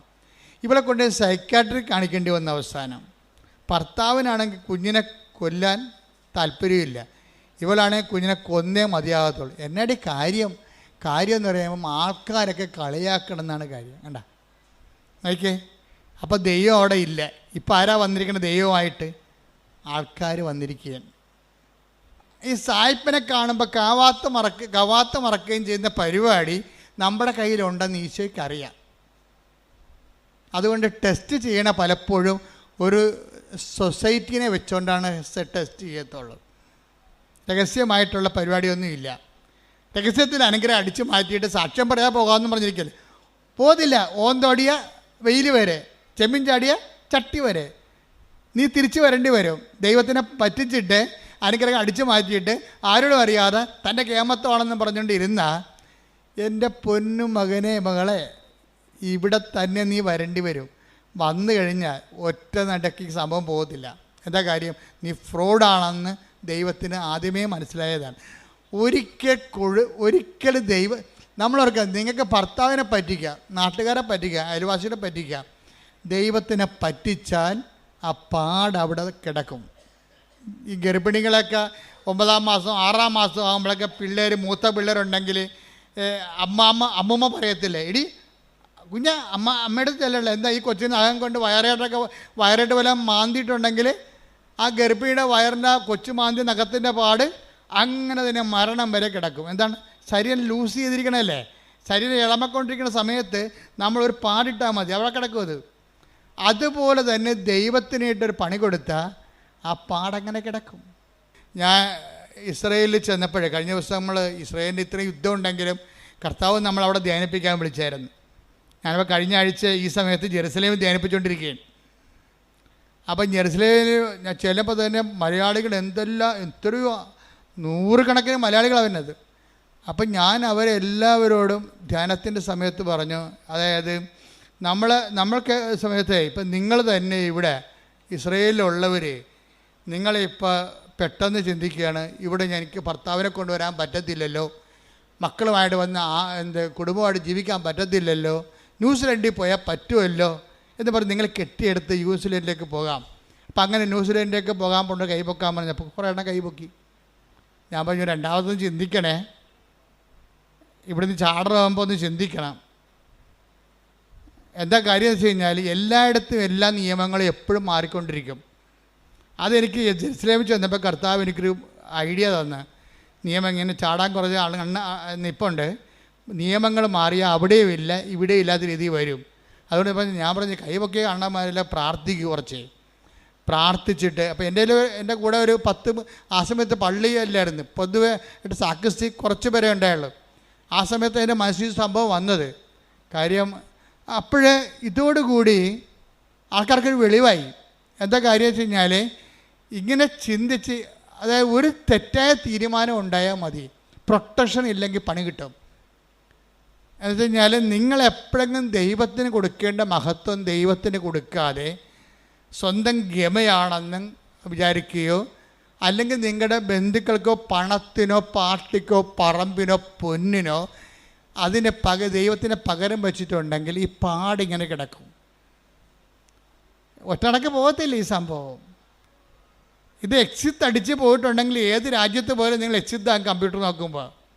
അതുപോലെ നിങ്ങൾ ഒരിക്കൽ ദൈവത്തിന് പണി കൊടുത്തിട്ടുള്ളതാണ്. നിങ്ങളിപ്പോൾ അയ്യോ ഞാൻ സാക്ഷ്യം പറയത്തൊന്നുമില്ല, ഞാൻ ആൾക്കാർ കേൾക്കത്തില്ല, നാത്തൂരുണ്ടാകും, ഇവിടെ അയൽവാസികളുണ്ടാകും, അവർ നാട്ടിൽ പോയി എന്ത് പറയും എന്നെക്കുറിച്ച്, അപ്പം എനിക്ക് ഇങ്ങനെ പ്രശ്നം ഉണ്ടായെന്ന് അറിയത്തില്ലേ. അപ്പോൾ പ്രശ്നം ഉണ്ടായെന്ന് ആൾക്കാർ അറിയുകയും ചെയ്യരുത്, എന്ന സൂത്രത്തെ അനുഗ്രഹം അടിച്ച് മാറ്റുകയും ചെയ്യണം എന്നാ പറഞ്ഞിരിക്കുന്ന സൂത്രക്കാരികളുണ്ട്. നിങ്ങളോടാണ് ഞാൻ പറയണത്. നിങ്ങൾ ഓടണത് വെയിൽ വരെയേ ഉള്ളൂ, ഓന്ത് പോലെ തിരിച്ചു വരും സാധനം. എന്താ കാര്യം? തിരിച്ച് വരുമ്പോൾ ആദ്യം ഉണ്ടായിരുന്ന മോന്തം ഉണ്ടാകത്തില്ല. കുറച്ച് അയലൊക്കെ നൂലിൻ്റെ പെസ ഉണ്ടെന്ന് പറയും ഞങ്ങളുടെ നാട്ടിലൊക്കെ. എന്താ പറ്റുന്നത് വെച്ച് കഴിഞ്ഞാൽ ഇയാൾ ഇനി രണ്ടാമത്തെ ടെസ്റ്റ്, ഡബിൾ ടെസ്റ്റ് വരും. നീ ഫേക്കാണെന്ന് മനസ്സിലായ സ്ഥിതിക്ക് പിന്നെ 2 ടെസ്റ്റ് ആവും. ആൾക്കാർക്ക് എന്നാ പ്രശ്നം എന്നറിയാവോ? ആൾക്കാർ ഭയങ്കരമായിട്ട് ഉടമ്പടിയൊക്കെ എടുത്ത് കസ്തരിക്കൊണ്ട് പ്രാർത്ഥിക്കും, എന്നാലും ഉള്ളിൽ വിശ്വസിക്കും. ഇതൊക്കെ എല്ലാവരുമൊക്കെ കുറച്ച് കഴിയുമ്പോൾ പറയേ ഉടമ്പടി എടുത്തില്ലെങ്കിൽ എനിക്ക് കൊച്ചിനെ കിട്ടുമായിരുന്നു. ഇതൊക്കെ ദൈവത്തിന് അറിയാവേ. നീ മനസ്സിൽ വിചാരിക്കണത് തന്നെ. ടേക്ക് ദ ബെഡപ്പ് കൊണ്ട് 139 സങ്കീർത്തനം 1 മുതലുള്ള തിരുവചനങ്ങൾ. കർത്താവെ അവിടുന്ന് എന്നെ പരിശോധിച്ചറിഞ്ഞിരിക്കുന്നു. പണിയായി. എങ്ങനെയുണ്ട് ഏറ്റു പറഞ്ഞേ? കർത്താവേ അവിടുന്ന് എന്നെ പരിശോധിച്ച് അറിഞ്ഞിരിക്കുന്നു. ഞാൻ ഇരിക്കുന്നതും എഴുന്നേൽക്കുന്നതും അവിടുന്ന് അറിയുന്നു. എന്റെ വിചാരങ്ങൾ അവിടുന്ന് അകലെ നിന്ന് മനസ്സിലാക്കുന്നു.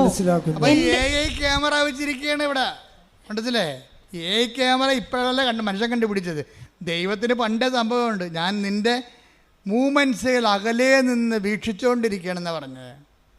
അപ്പോൾ എന്ന് വെച്ച് കഴിഞ്ഞാൽ എൻ്റെ അർത്ഥം എന്ന് വെച്ച് കഴിഞ്ഞാൽ നിങ്ങളെ പല ആൾക്കാരും ദൈവത്തെ വിശ്വസിക്കുന്നുണ്ടെങ്കിലും കുറച്ച് കഴിയുമ്പോൾ നിങ്ങൾ ഒരു 5-6 മാസം കഴിയുമ്പോൾ നിങ്ങൾ സാക്ഷ്യം പറഞ്ഞാൽ പോലും നിങ്ങൾ പറയും അതിപ്പോൾ അങ്ങ് അത് മറ്റു തരത്തിൽ നടക്കുമായിരുന്നു.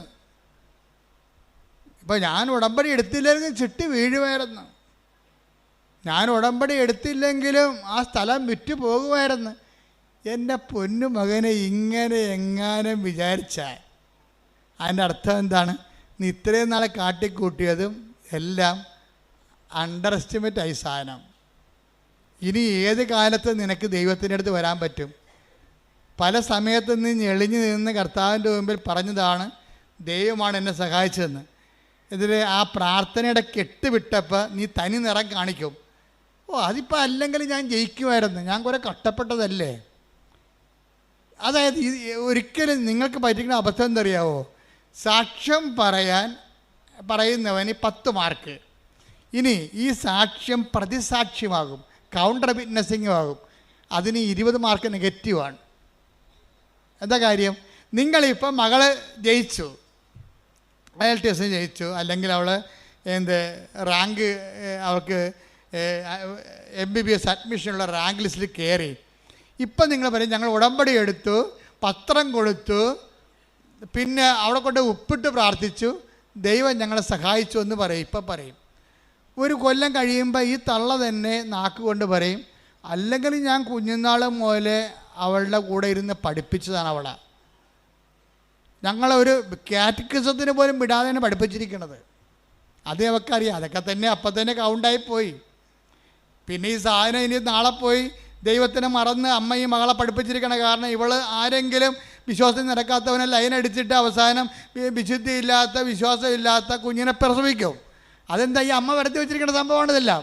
ദൈവത്തെ മറന്ന് മക്കളെ കാറ്റക്കിസത്തിന് പോലും വിടാതെ 1ാം സ്ഥാനം പഠനത്തിന് കൊടുത്ത് ഉണ്ടാക്കലാണ് കാണിച്ചിരിക്കണത്. ഒന്നും ഉറങ്ങിയാൽ നേരം വിളിക്കത്തില്ല. ദൈവത്തിൻ്റെ മുമ്പിലാണ് നിങ്ങൾ കളിക്കണമെങ്കിൽ നിങ്ങളെപ്പോഴും വിചാരിക്കണം എന്താണ്? ദൈവം ഉണ്ടായേക്കൊള്ളാം, ദൈവത്തെ അങ്ങനെ ഉള്ളിൻ്റെ ഉള്ളിൽ വേറെ ഒരു ചിന്തയുണ്ട് ആൾക്കാർക്ക്. ഇത്രയും നാൾ ഞാൻ കണ്ട ആൾക്കാർക്കെല്ലാം അവർക്ക് ഒരു പ്രൈമറി ആയിട്ട് നമ്മളെയൊക്കെ ബോധ്യപ്പെടുത്താൻ വേണ്ടിയുള്ള ഒരു മനുഷ്യൻ, നമ്മളെയൊക്കെ ബോധ്യപ്പെടുത്താൻ വേണ്ടി വിശ്വാസത്തിൻ്റെ ഒരു കച്ച കെട്ടിയ ഒരു മനുഷ്യൻ, ഒരു വിശ്വാസത്തിന് മുഖം മൂടി അണിഞ്ഞൊരു മനുഷ്യൻ.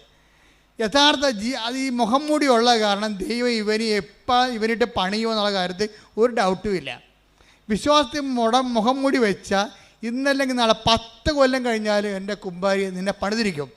എന്താ കാര്യം എന്നറിയാമോ? ഞങ്ങളുടെ നാട്ടിലെ ഭാഷയാണ് ഈ കുമ്പാരി എന്നൊക്കെ ഉള്ളത്. തലതൊട്ടപ്പനാണ് ഈ കുമ്പാരി എന്ന് വിളിക്കുന്നത്.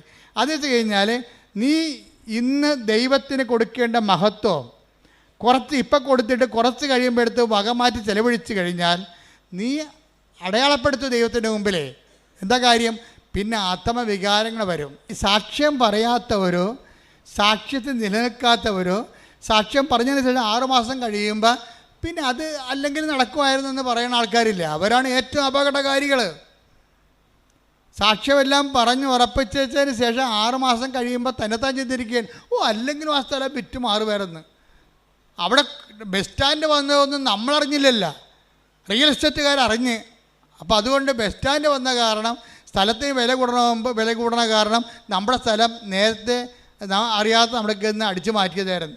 ആ സ്ഥലം ഇന്ന് നമ്മുടെ കയ്യിൽ ഉണ്ടായിരുന്നെങ്കിൽ എത്ര ലക്ഷം രൂപ കിട്ടിയാലും അപ്പോൾ എന്ത് വരും? അന്ന് നിനക്ക് ജപ്തി നടപടിയിൽ നിന്ന് രക്ഷിച്ച ദൈവം ഇപ്പം ഞൊട്ടേണ്ടി വരണം. എന്താ കാര്യം? ദൈവം നിന്നോട് എന്താ അപരാധം ചെയ്ത പോലെയാണ് ഇപ്പം നീ പറയണത്. ആ സ്ഥലം വിറ്റുപോയത് ഇപ്പോൾ 6 മാസം ഇപ്പോഴാണ് ബസ് സ്റ്റാൻഡ് വന്നത്. നമുക്ക് ഈ ബസ് സ്റ്റാൻഡ് വന്ന കാര്യം പണ്ടേ റിയൽ എസ്റ്റേറ്റുകാർക്ക് അറിയാമായിരുന്നു. അതുകൊണ്ടാണ് അവന്മാർ വന്നിട്ട് പറഞ്ഞ വിലക്ക് സ്ഥലം എടുത്തിരിക്കണത്. നമുക്കറിയാൻ പാടില്ല, അതുകൊണ്ട് നമ്മുടെ സ്ഥലം പോയി. ഓക്കെ, ദൈവത്തിന് ഒരുക്കി കൊടുത്ത മഹത്വം ജപ്തി നടപടിയിൽ നിന്ന് ഒഴിവാക്കിയതിന് ഇപ്പം നീ ബസ് സ്റ്റാൻഡ് വന്ന് നീ കൊടുത്ത സ്ഥലത്ത് വില കൂടിയപ്പോൾ നീ മാറ്റി ചിന്തിക്കാൻ തുടങ്ങി. ഇതാണ് കൗണ്ടർ വിറ്റ്നസ്സിങ് എന്ന് പറയുന്നത്. ഇതൊക്കെ നിനക്കറിയാം. ഒരു ചിന്ത നിൻ്റെ ഉള്ളിൽ വരുന്നുമ്പോൾ തന്നെ അത് ഞാൻ അറിയുന്നു. എൻ്റെ ദൈവവേദനെ നിങ്ങൾ തീക്കട്ടയിൽ ഉറുമ്പരിക്കരുത്. എന്താ പ്രശ്നം വെച്ച് കഴിഞ്ഞാൽ ആദ്യമേ തന്നെ ഉടമ്പടി എടുക്കുമ്പോൾ തന്നെ ദൈവമായിട്ടൊരു ഉടമ്പടി ചെയ്യണം. എന്താ കാര്യം? ദൈവത്തിന് കൊടുക്കേണ്ട മഹത്വം പറഞ്ഞേ. ദൈവത്തിന് കൊടുക്കേണ്ട മഹത്വം മനുഷ്യനോ മൃഗങ്ങൾക്കോ കൊടുക്കാതെ എന്റെ മരണം വരെ ദൈവത്തിന് മാത്രമേ കൊടുക്കൂ. അപ്പൊ ഈ മേഖലയിലെ കോളം കൃത്യമായിട്ട് പൂരിപ്പിച്ച പിന്നെ കുറച്ച് ആശ്വാസമായി. എന്താ കാര്യം? ഇനി നമുക്ക് പ്രശ്നമില്ല. നമ്മൾ ദൈവമായിട്ട് വിശ്വസ്തത എന്നുള്ള വിഷയത്തിൻ്റെ ഭാഗമായിട്ട് വരുന്ന പഠനങ്ങളാണിത്. ഉടമ്പടി എടുത്തതിന് ശേഷം സാക്ഷ്യം പറഞ്ഞതിന് ശേഷം പിന്നെ 6 മാസം കഴിയുമ്പോൾ സാക്ഷ്യം മറിച്ച് ചിന്തിക്കുമ്പോൾ അവിശ്വസ്തതയാണ് അവിടെ വരണത്. അപ്പോൾ അത് വിശ്വസ്തതയിൽ ഉടമ്പടിയുടെ കാര്യത്തിൽ വിശ്വസ്തത മരണം വരെയാണ് വരണത്. അപ്പം അങ്ങനെ വരുമ്പോൾ എന്താ വെച്ച് കഴിഞ്ഞാൽ ദൈവം ഒരാളെ വിശ്വസിച്ച് പോയാൽ അയാളുടെ ക്വാളിറ്റി ആയിരിക്കും അത്. അല്ല ഓരോ അണ്ണന്മാർ വന്ന് അങ്ങോട്ട് ഉന്തുമ്പോൾ അങ്ങോട്ട് പോകും, ഇങ്ങോട്ട് ഉന്തുമ്പോൾ ഇങ്ങോട്ട് വരും, അങ്ങനെ എടുക്കത്തില്ല. അവിടെ ക്വാളിറ്റിയാണ്. അതിപ്പോൾ ഞാൻ അങ്ങനെ ചെയ്തു പോയി, അയാളപ്പം അങ്ങനെയോട് പറഞ്ഞപ്പോൾ എനിക്ക് അതാണ് സത്യമെന്ന് വിചാരിച്ച് ഞാൻ ഈ ദൈവത്തിനെതിരെ സംസാരിക്കുന്നതിന് വെച്ച് പൊറപ്പിക്കത്തില്ല. നിങ്ങൾ എന്നെക്കുറിച്ച് എന്ത് ചുക്ക് സംസാരിച്ചാൽ എനിക്ക് പ്രശ്നമില്ല. ഞാൻ നിങ്ങൾ മരിച്ചു പോയിട്ട് മണ്ണടിക്കുന്ന ആൾക്കാരാണ്. നിങ്ങളുടെ എന്നെ അംഗീകരിച്ചുകൊണ്ട് എനിക്ക് എന്നാ കിട്ടാനാണ്? ഒന്നും കിട്ടാനില്ല. പക്ഷേ ഞാൻ കർത്താവിൻ്റെ വചനമാണ് നിങ്ങൾ പറഞ്ഞിട്ടുണ്ടെങ്കിലല്ല ദൈവത്തിൻ്റെ ദിവസം എനിക്കൊരു ഓർമ്മ കിട്ടും, എനിക്കത് മതി. അതുകൊണ്ടാണ് ഞാൻ ഇങ്ങനെ മോശമായിട്ട് സംസാരിക്കണത്. ജനങ്ങളെ വിശുദ്ധീകരിക്കാനും ശക്തീകരിക്കാനും മരണം വരെ ദൈവത്തിൻ്റെ തിരുസന്നിധി കർത്താവിൻ്റെ വിശുദ്ധമായ രക്തത്തെ വീണ്ടെടുക്കപ്പെട്ട ദൈവത്തിൻ്റെ അവകാശമായി നിങ്ങളെ സംരക്ഷിക്കാനുള്ള ബാധ്യതയ്ക്കാണ് ഈ പട്ടം മേടിച്ചിരിക്കുന്നത്. ഞാൻ എന്തെങ്കിലും നിങ്ങൾ പറയണമെന്ന് വെച്ച് കഴിഞ്ഞാൽ ഞാൻ നിങ്ങൾ നിശ്ചയിക്കല് ചെയ്യണത് നിങ്ങൾക്ക് ഉപ്പായിക്കൊണ്ട് നിങ്ങൾ കേടുവരാൻ സൂക്ഷിക്കപ്പെടണമെന്നുണ്ട്. എവിടെ വരെയാണ്? നിത്യതയിൽ ദൈവത്തെ കണ്ടെത്തുന്നവരെ. വാട്ട് സ്പിരിറ്റ് ലീഡ്സ് യു എന്ന് കർത്താവ് ചോദിച്ചത് എന്തുകൊണ്ടാണ്? എന്തരൂപിയാണ് നിങ്ങൾ നയിക്കണതെന്ന് കർത്താവ് എപ്പോഴും ഇൻസ്പെക്ട് ചെയ്യുന്ന ഒരു ചോദ്യമാണത്. നിങ്ങൾ നയിക്കണ അരൂപി എന്താണെന്ന്. കളിയാക്കുന്നവർ നയിക്കണ അരൂപി എന്താണ്? കളിയാക്കി കേട്ടപ്പോൾ കുഞ്ഞിനെ അബോർഷൻ ചെയ്യാൻ പോകുന്ന ഇവളെ നയിക്കണ അരൂപി എന്താണ്? ദുഷ്ടാരൂപിയാണ് അല്ലെങ്കിൽ ലോകാരൂപിയാണ്. ലോകാരൂപിയിലെ ദുഷ്ടാരൂപിയിലെ ഉടമ്പടി വർക്ക് ചെയ്യത്തില്ല. എന്താ കാര്യം? ഈ ആത്മാവിനെ സ്വീകരിക്കാൻ. Take the word of God 14:17 ശ്രദ്ധിക്കട്ടെ. ഹല്ലേലൂയ ഹല്ലേലൂയ ഹല്ലേലൂയ ഹല്ലേലൂയ യേശുവേ നന്ദി. ഹല്ലേലൂയ ഹല്ലേലൂയ ഹല്ലേലൂയ. യോഹന്നാൻ 14:17 ഈ സത്യാത്മാവിനെ സ്വീകരിക്കാൻ ലോകത്തിന് സാധിക്കുകയില്ല. ഞൊട്ടി കേട്ടല്ല സംഭവം. എന്താ സംഭവം ഇരിക്കണം? ഒന്ന് പറഞ്ഞേ. ഈ സത്യാത്മാവിനെ സ്വീകരിക്കാൻ ലോകത്തിന് പറ്റത്തില്ല.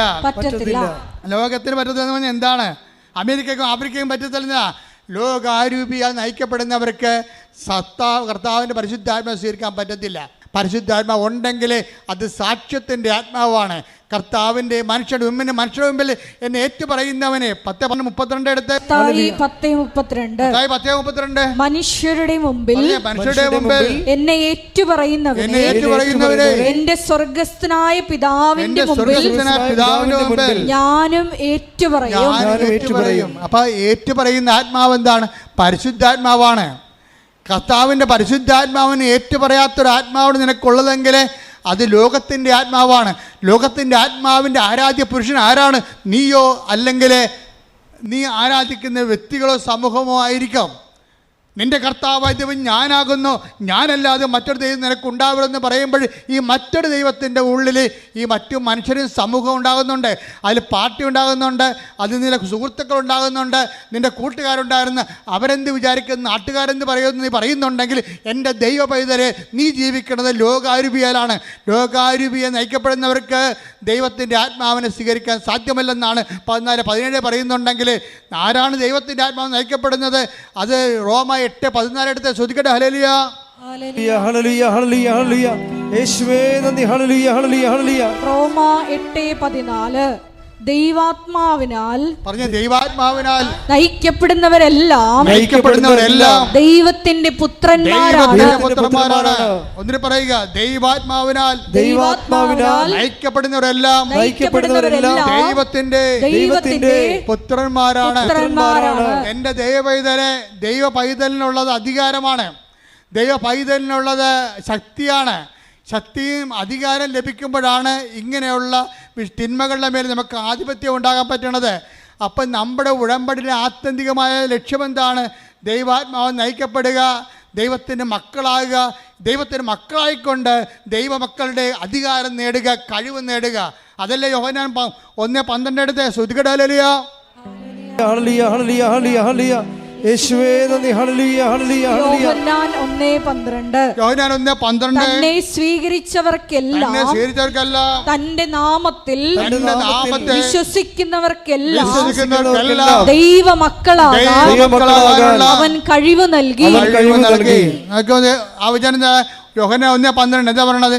തന്നെ സ്വീകരിച്ചവർക്കെല്ലാം പറഞ്ഞേ, തന്നെ സ്വീകരിച്ചവർക്കെല്ലാം തന്റെ നാമത്തിലെ വിശ്വസിക്കുന്നവർക്കെല്ലാം തന്റെ നാമത്തിലെ വിശ്വസിക്കുന്നവർക്കെല്ലാം തന്റെ നാമത്തിലെ വിശ്വസിക്കുന്നവർക്കെല്ലാം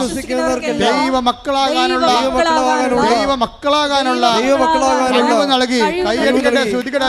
ഹല്ലേലൂയ ഹല്ലേലൂയ ഹല്ലേലൂയ ഹല്ലേലൂയ യേശുവേ ഹല്ലേലൂയ ഹല്ലേലൂയ ഹല്ലേലൂയ ഹല്ലേലൂയ ഹല്ലേലൂയ ഹല്ലേലൂയ ഹല്ലേലൂയ. അഭിഷേകം ചെയ്യണേ, അഗ്നിയാൽ പരിശുദ്ധി നൽകണേ. തിരുരക്തത്താൽ അഭിഷേകം ചെയ്യണേ, അഗ്നിയാൽ പരിശുദ്ധി നൽകണേ. ആത്മാവാം ദൈവമേ വരണേ, എന്റെ ഉള്ളിൽ വസിക്കാൻ വരണേ. ആത്മാവാം ദൈവമേ വരണേ, എന്റെ ഉള്ളിൽ വസിക്കാൻ വരണേ. ദാഹിച്ചു നിന്നെ ഞാൻ തേടുന്നു, സ്വർഗം ദൂരം ഇറങ്ങി നീ വരണേ. ദാഹിച്ചു നിന്നെ ഞാൻ തേടുന്നു, സ്വർഗം ദൂരം ഇറങ്ങി നീ വരണേ. ആത്മാവാം ദൈവമേ വരണേ. എല്ലാവരും എന്റെ ഉള്ളിൽ വസിക്കാൻ വരണേ. ആത്മാവാം ദൈവമേ വരണേ, എന്റെ ഉള്ളിൽ വസിക്കാൻ വരണേ. ദാഹിച്ചു നിന്നെ ഞാൻ തേടുന്നു, സ്വർഗം ദൂരം ഇറങ്ങി നീ വരണേ. ദാഹിച്ചു നിന്നെ ഞാൻ തേടുന്നു, സ്വർഗം ദൂരം ഇറങ്ങി നീ വരണേ. ആത്മാവാം ദൈവമേ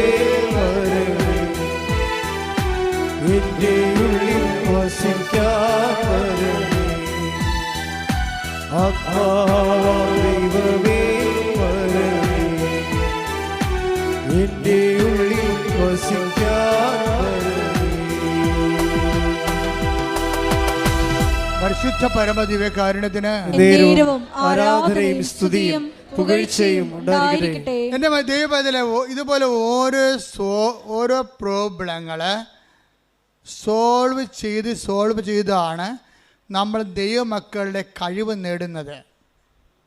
മനസ്സിലായില്ലേ? എന്താ പറഞ്ഞിരിക്കണത്? യോഹന്നാൻ 2:12 എന്താ 1:12 എന്താ പറയണത്? തൻ്റെ നാമത്തിൽ പറഞ്ഞേ, തൻ്റെ നാമത്തിൽ വിശ്വസിക്കുന്നവർക്കെല്ലാം ദൈവമക്കളാകാനുള്ള കഴിവ് നൽകി. തൻ്റെ നാമത്തിൽ വിശ്വസിക്കുക എന്ന് പറഞ്ഞാൽ എന്താ അർത്ഥം? നമ്മൾ വിശ്വാസം എന്ന് പറയും. വിശ്വാസം എന്ന് പറഞ്ഞാൽ എന്തെങ്കിലും വിശ്വാസം അല്ലല്ലോ. ദൈവവിശ്വാസം എന്ന് പറഞ്ഞാലും ക്രിസ്ത്യ വിശ്വാസത്തിൽ വരുമ്പോൾ ഒറ്റ വിശ്വാസമേ ഉള്ളൂ. ക്രിസ്ത്യ വിശ്വാസം എന്ന് പറയുമ്പോൾ റാൻഡമായിട്ട് ഇങ്ങനെ ജനറലായിട്ട് ദൈവത്തെ വിശ്വസിക്കണമല്ല. Very particular and personal. Our faith is very particular and personal. എന്താണ്? Our faith is in the name of Jesus Christ. അവൻ്റെ നാമത്തിലാണ് വിശ്വസിക്കുന്നത്. പറഞ്ഞ് എൻ്റെ വിശ്വാസം അവൻ്റെ നാമത്തിൽ വിശ്വസിക്കുന്ന എനിക്ക് ദൈവമക്കളാകാനുള്ള കഴിവ് നൽകുന്ന നല്ല പിതാവേ നന്ദി പറയുന്നു. എനിക്ക് സ്തോത്രം ചെയ്യുന്നു, ആരാധിക്കുന്നു. ശ്രുതികടെ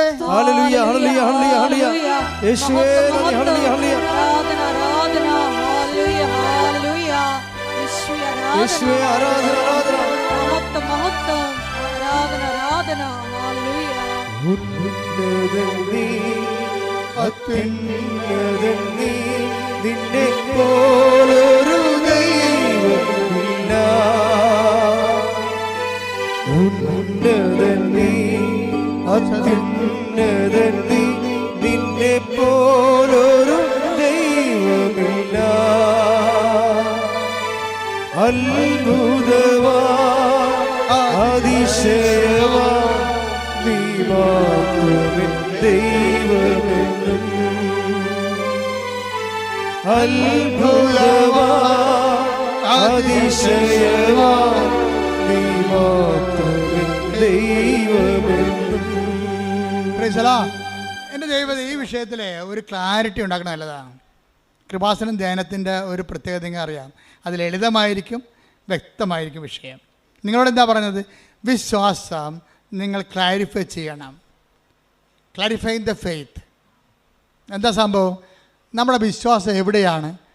അവൻ്റെ നാമത്തിലാണ്. ആരുടെ നാമത്തിലാണ്? യേശുവിൻ്റെ നാമത്തിലാണ് വിശ്വസിക്കണം. ഈ യേശുവിൻ്റെ നാമത്തിലുള്ള വിശ്വാസം എന്തുകൊണ്ടാണ് നമ്മൾ അവൻ്റെ നാമത്തിൽ വിശ്വസിക്കണം? എന്താ കാര്യം? അവൻ്റെ നാമത്തിൽ വേറെ എന്തെങ്കിലും നാമത്തിൽ വിശ്വസിക്കാൻ പാടില്ലേ? എല്ലാ മതങ്ങളും ഓരോ വഴികളാണെന്നല്ലേ പറയണത്. വേറെ ഏതെങ്കിലും നാമത്തിൽ വിശ്വസിക്കാൻ പാടില്ലേ? പറ്റത്തില്ല. എന്താ കാര്യം? അവൻ മാത്രമാണ് നിൻ്റെ പാപത്തിന് പരിഹാരം ചെയ്തത്. അതാ വിഷയം. അവൻ്റെ നാമത്തിൽ അവൻ പ്രകൃത്യാ ദൈവമായിരിക്കവേ, പറഞ്ഞേ, അവൻ പ്രകൃത്യ ദൈവമായിരിക്കവേ ദൈവത്തോടുള്ള സമാനത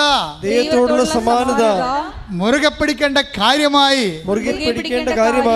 പരിഗണിക്കാതെ തന്നെ തന്നെ താഴ്ത്തി മരണത്തോളം കുരിശു മരണത്തോളം തന്നെ തന്നെ താഴ്ത്തി. അതിനാൽ ദൈവം അവനെ അത്യധികം ഉയർത്തി എല്ലാ നാമങ്ങളെക്കാൾ ഉന്നതമായ നാമം കൈയെടുക്കട്ടെ. യേശുവേ നന്ദി. ഹല്ലേലൂയ ഹല്ലേലൂയ ഹല്ലേലൂയ ഹല്ലേലൂയ ഹല്ലേലൂയ. യേശുനാമം അതിശയനാമം ഏഴേരിക്കുമ്പനാമം. ശ്രീയേശുനാമം അതിശയനാമം ഏഴേരിക്കുമ്പനാമം. എല്ലാ നാമത്തിലും മേലായ നാമം ഭക്തജനം പാട്ടും നാമം. എല്ലാ നാമത്തിലും മേലായ നാമം ഭക്തജനം പാട്ടും നാമം. എല്ലാ മുഴങ്കാലും മടങ്ങിടും തിരുമുൻ വല്ലഭത്വമുള്ള നാമം. എല്ലാ മുഴങ്കാലും മടങ്ങിടും തിരുമുൻ വല്ലഭത്വമുള്ള നാമം. ശ്രീയേശുനാമം അതിശയനാമം, ഇമ്പനാമം. ശ്രീയേശുനാമം അതിശയനാമം, ഇമ്പനാമം. പരിശുദ്ധ പരമ ദിവ്യകാരുണ്യത്തിന് എന്നേരവും ആരാധനയും സ്തുതിയും പുകഴ്ചയും ഉണ്ടായിരിക്കട്ടെ. അതാണ് പൗലോസ് പറയണത്, ഞാൻ ആശ്രയം വച്ചിരിക്കുന്നത് ആരിലാണെന്ന് എനിക്കറിയാം. എന്താണ്? എല്ലാ നാമങ്ങളെക്കാൾ ഉന്നതമായ നാമത്തിലാണ്. അതിനാൽ ദൈവം അവനെ അത്യധികം ഉയർത്തി എല്ലാ നാമങ്ങളെക്കാൾ ഉന്നതമായ നാമം അവിടത്തേക്ക് നൽകി. അതിനാൽ അവന്റെ നാമം കേൾക്കുന്ന മാത്രയില് take the word of God സ്തുതിക്കട്ടെ. ഹല്ലേലൂയ ഹല്ലേലൂയ യേശുവേ നന്ദി. ഹല്ലേലൂയ ഹല്ലേലൂയ ഹല്ലേലൂയ ഹല്ലേലൂയ ഹല്ലേലൂയ ഹല്ലേലൂയ യേശുവേ സ്തുതി. ഹല്ലേലൂയ ഹല്ലേലൂയ ഹല്ലേലൂയ ഹല്ലേലൂയ. 2:9-10 ആകയാൽ ദൈവം അവനെ അത്യധികം ഉയർത്തി. പറഞ്ഞേ, ആകയാൽ ദൈവം അവനെ അത്യധികം ഉയർത്തി. ആകയാൽ ദൈവം അവനെ അത്യധികം ഉയർത്തി. എല്ലാ നാമങ്ങൾക്കും ഉപരിയായ നാമം നൽകുകയും ചെയ്തു. ഇത് യേശുവിന്റെ നാമത്തിന് മുമ്പിൽ സ്വർഗത്തിലും ഭൂമിയിലും പാതാളത്തിലുമുള്ള സകലരും മുട്ടുകൾ മടക്കുന്നതിനും യേശു ക്രിസ്തു കർത്താവാണെന്ന് പിതാവായ ദൈവത്തിന്റെ മഹത്വത്തിനായി എല്ലാ നാവുകളും ഏറ്റുപറയുന്നതിനും വേണ്ടിയാണ്. അപ്പൊ യേശു ക്രിസ്തു ആരാണെന്ന് പറഞ്ഞത്? കർത്താവ്. എങ്ങനെ കർത്താവ് ആകണത്? യേശുക്രിസ്തു കർത്താവാണെന്ന് പിതാവായ ദൈവത്തിന്റെ മഹത്വത്തിനായി എല്ലാ നാവുകളും ഏറ്റുപറയുന്നതിനും വേണ്ടിയാണ്. അതായത് എല്ലാ നാവുകളും ഏറ്റു പറയണം. എന്താ പറയണം? യേശുക്രിസ്തു കർത്താവാണെന്ന്. എന്തുകൊണ്ടാണ് ഇവൻ കർത്താവായത്? എല്ലാ നാമങ്ങളുടെയും ഉന്നതമായ നാമം. എല്ലാ നാമങ്ങളെന്ന് പറയുന്നത് എന്താണ്? ഇപ്പം ജപ്തി എന്ന് പറഞ്ഞ ഒരു നാമമല്ലേ? ബാങ്ക് മാനേജർ നമ്മൾ പറയുന്ന ഒരു നാമമാണ് ജപ്തി. ക്യാൻസർ ഡോക്ടർ പറയുന്ന ഒരു നാമമാണ്. അങ്ങനെ ലോകത്ത് ജപ്തികളുണ്ട്. അതുപോലെ തന്നെ പലതരത്തിലുള്ള നാമങ്ങളുണ്ട്. സംശയം ഒരു നാമമാണ്, മദ്യപാനം ഒരു നാമമാണ്. ഇങ്ങനെ എല്ലാ നാമങ്ങളെക്കാൾ ഉന്നതമായ നാമം. ഈ ഉന്നതമായ നാമം കൊണ്ട് മനുഷ്യന് സങ്കടങ്ങളുണ്ടാക്കുന്ന, രോഗങ്ങളുണ്ടാക്കുന്ന, തകർച്ച ഉണ്ടാക്കുന്ന, അപമാനം ഉണ്ടാക്കുന്ന എല്ലാ നാമങ്ങളെയും അവൻ കുരിശിൽ ബന്ധിച്ചിരിക്കുന്നു. കൈയടിക്കട്ടെ, ശ്രദ്ധിക്കട്ടെ. മഹത്വം, ആരാധന, ആരാധന. എല്ലാ നാമം പാടിടും യേശു മാത്രം കർത്താവെന്ന്. എല്ലാ മുട്ടും പാടും എല്ലാ നാമം പാടിടും യേശു മാത്രം കർത്താവെന്ന്. അപ്പം നിങ്ങൾക്കൊരു സങ്കടം ഉണ്ടാകുമ്പോൾ, നിങ്ങൾക്ക് രോഗം ഉണ്ടാകുമ്പോൾ നിങ്ങളെന്താ പറയണത്? യേശുവേ, യേശുവേ, എൻ്റെ കർത്താവേ, എൻ്റെ ദൈവമേ. ഏറ്റവും ശക്തമായ ഒരു സുഹൃദൈവമാണ്. എന്താണ്? എൻ്റെ കർത്താവേ, യേശുവേ, എൻ്റെ ദൈവമേ. എൻ്റെ കർത്താവേ, യേശുവേ, എൻ്റെ ദൈവമേ എന്ന് വെച്ചതിൻ്റെ അർത്ഥം എന്താണ്? ഈ നാമത്തിൻ്റെ അപ്പുറത്ത് വേറെ ഒരു നാമവുമില്ലെന്ന് ഞാൻ പ്രഖ്യാപിക്കുന്നു. അനുഭവത്തിൽ ഈ അനുഭവങ്ങൾ തരണം. എന്തിനാ? നിങ്ങളെ ഉയർത്താൻ വേണ്ടിയാണ്, അല്ല താഴ്ത്താൻ വേണ്ടിയല്ല. ഈ അനുഭവങ്ങളുടെ മെക്കാനിസം പഠിക്കണം. ഓരോ അനുഭവങ്ങളും തരണം. എന്തിനാണ്? നിങ്ങളെ ഉയർത്താൻ വേണ്ടിയാണ്. പല ആൾക്കാരും അനുഭവം കൊണ്ട് താഴ്ന്നു പോവുകയാണ്. അതെന്താ കാര്യം? യേശുക്രിസ്തുവിനെ സ്വീകരിച്ചില്ലെങ്കിൽ അനുഭവങ്ങൾ കൊണ്ട് താഴ്ന്നു പോകാൻ സാധ്യതയുണ്ട്. അനുഭവങ്ങൾ എന്താണ്? അനുഭവങ്ങളിലൂടെയാണ് അവൻ ഓരോരുത്തർക്കും ഓരോ കാലം നൽകുന്നു. Take the word of God. അപ്പോസ്തല പ്രവർത്തനങ്ങൾ 17:26.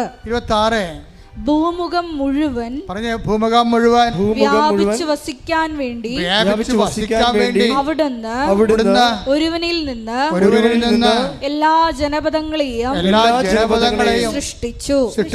അവർക്ക് വിഭിന്ന കാലങ്ങളും വാസഭൂമികളും നിശ്ചയിച്ചു കൊടുത്തു.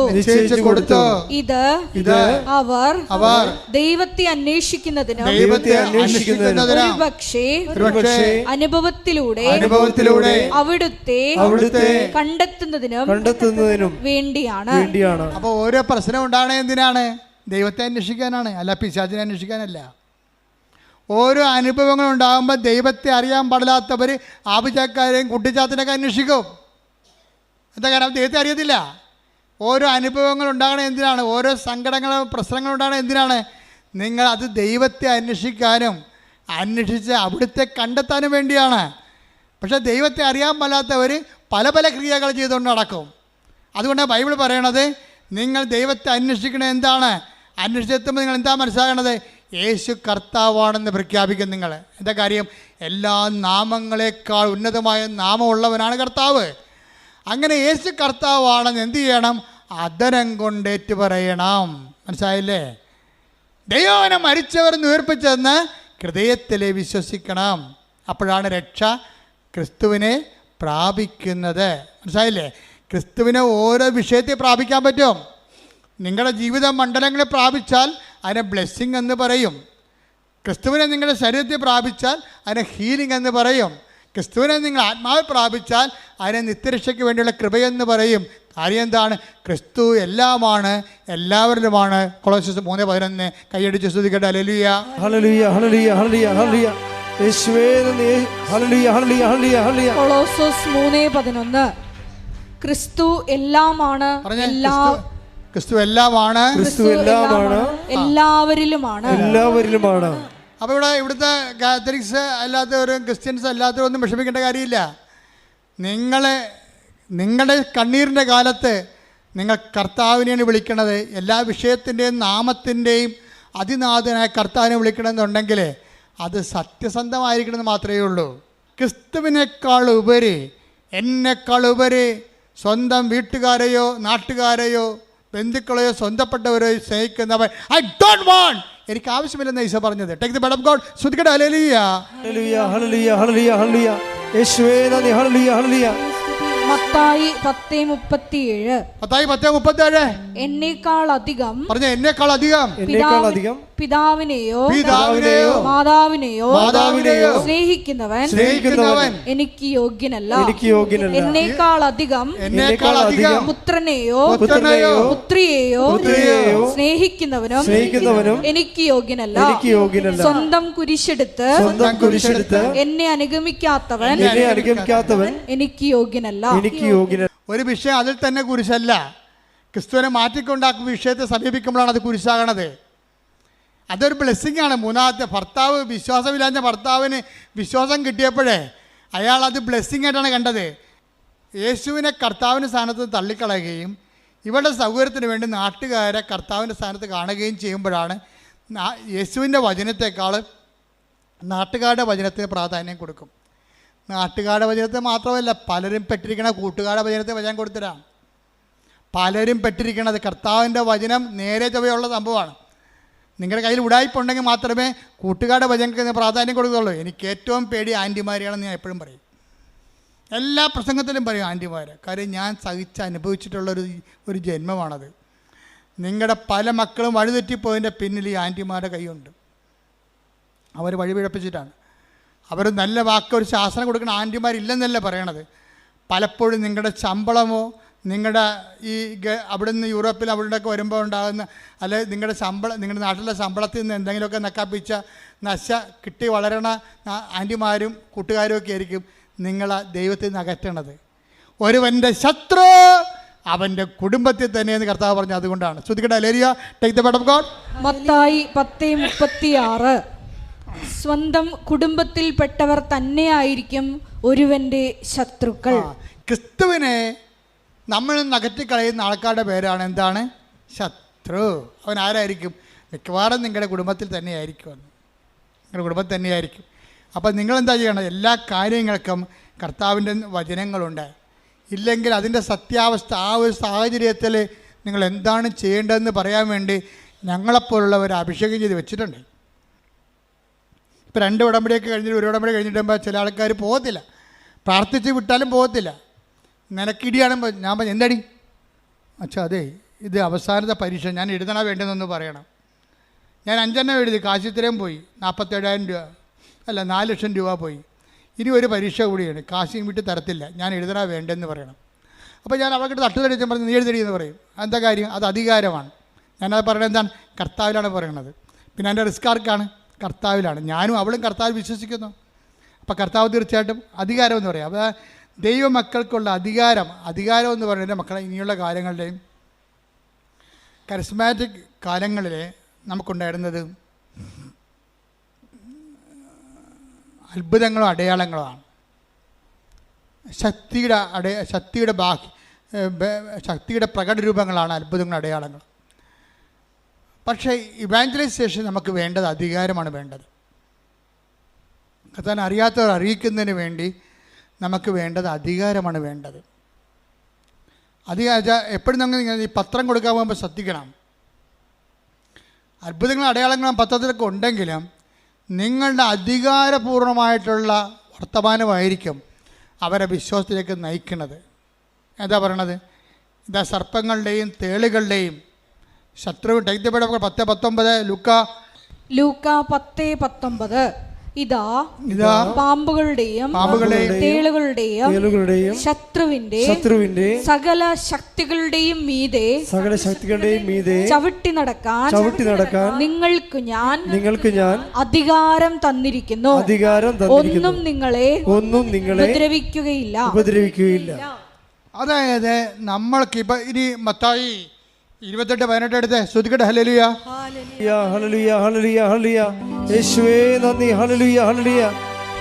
മത്തായി 28:18 യേശു അവരെ സമീപിച്ച് അരുൾ ചെയ്തു, സ്വർഗത്തിലും ഭൂമിയിലുമുള്ള എല്ലാ അധികാരവും എനിക്ക് നൽകപ്പെട്ടിരിക്കുന്നു. ആകയാൽ നിങ്ങൾ പോയി എല്ലാ ജനതകളെയും ശിഷ്യപ്പെടുത്തുവിൻ. പിതാവിന്റെയും പുത്രന്റെയും പരിശുദ്ധാത്മാവിന്റെയും നാമത്തിൽ അവർക്ക് ജ്ഞാനസ്നാനം നൽകുവിൻ. ഞാൻ നിങ്ങളോട് കൽപ്പിച്ചവയെല്ലാം അനുസരിക്കാൻ അവരെ പഠിപ്പിക്കുവിൻ. യുഗാന്തം വരെ എന്നും ഞാൻ നിങ്ങളോട് കൂടെ ഉണ്ടായിരിക്കും. സംഭവം മനസ്സിലായില്ലേ നിങ്ങൾക്ക്? ഈ സുവിശേഷം കൈമാറ്റത്തിന് വേണ്ടത് അധികാരമാണ്, ശക്തിയല്ല. ശക്തിയും അടയാളം മാത്രമല്ല, അധികാരം വേണം. അധികാരം വേണമെന്നുണ്ടെങ്കിൽ അധികാരത്തിന് എപ്പോഴും നമുക്കറിയാം അധികാരം എങ്ങനെ ഉണ്ടാകണം. സഭയിൽ അധികാരം ഉണ്ടാകാൻ ഒത്തിരി മാർഗങ്ങളുണ്ട്. അധികാരം ഉണ്ടാകാൻ ഒത്തിരി മാർഗങ്ങൾ നമുക്കുണ്ട്. അത് ഒരു അധികാരം ലോ സ്റ്റാറ്റസിങ് ആണ്. ഉടമ്പടിയിലെ ഏറ്റവും ഘടകമാണ് ലോ സ്റ്റാറ്റസിങ്. എന്നുവെച്ചാൽ അതിനാൽ അത്യധികം അവനെ ഉയർത്തി എല്ലാ നാമങ്ങൾക്ക് ഉന്നതമായ നാമം അവിടത്തേക്ക് നൽകി. അവന് നാമം കേൾക്കുമ്പോഴേ താഴെ പാതാളത്ത് ഭൂസ്വർഗങ്ങളുമുള്ള എല്ലാ ജീവജാലങ്ങളും മുഴങ്കാൽ മടക്കേണ്ടിയിരിക്കുന്നു. അധികാരത്തിന് ശക്തി അതാണ്. അധികാരമെന്ന് പറയുമ്പോൾ അധികാരമുള്ളവർക്ക് മാത്രമേ സുവിശേഷ വേല ചെയ്യാൻ പറ്റത്തുള്ളൂ. അതുകൊണ്ട് നിങ്ങൾ പത്രം കൊടുക്കുന്നവർ കർത്താവേ സുവിശേഷ ചൈതന്യത്തിൻ്റെ അധികാരം തരാൻ പ്രാർത്ഥിക്കണം. കാരണം നിങ്ങൾ പോണത് തേളുകളുടെയും പാമ്പുകളുടെയും ശത്രുവിൻ്റെ സകല ശക്തികളുടെ നേർക്കാണ് പോണത്. നിങ്ങൾ പറയും അച്ഛന് കാശുണ്ടാക്കാനാണത്. നിങ്ങൾക്ക് എന്ത് കാര്യം? നിങ്ങൾക്ക് വിദ്യാഭ്യാസമില്ലേ? നിങ്ങൾക്ക് എന്താ പത്രം നടക്കേണ്ട കാര്യമുണ്ട്? ഇതാ ശത്രുക്കളുടെയും തേളുകളുടെയും ശത്രുവിൻ്റെ പിശാചിൻ്റെ എല്ലാ ശക്തികളുടെ അടുത്തേക്കാണ് നിങ്ങൾ പോണത്. ആ ശക്തിയെ അതിജീവിക്കുന്ന അധികാരം തന്നാൽ നിങ്ങളെ വിടുന്നത്. അതുകൊണ്ട് തന്നെ നിങ്ങൾ 10:19 പറഞ്ഞുകൊണ്ടിരിക്കണം. എന്ന് പറഞ്ഞ ഇതാ ശത്രുവിന്റെ ലൂക്കാ 10:19 പറഞ്ഞ ഇതാ ശത്രുവിന്റെ സകല ശക്തികളുടെ മേൽ ചവിട്ടി നടക്കാൻ അധികാരം തന്ന എന്റെ കർത്താവേ എന്റെ നാമത്തെ പ്രഘോഷിക്കുന്നതിനായി എന്നെ ശക്തീകരിക്കണമേ. എന്റെ നാമത്തെ കൈ മാറുന്നതിനായി എന്നെ ശക്തീകരിക്കണമേ.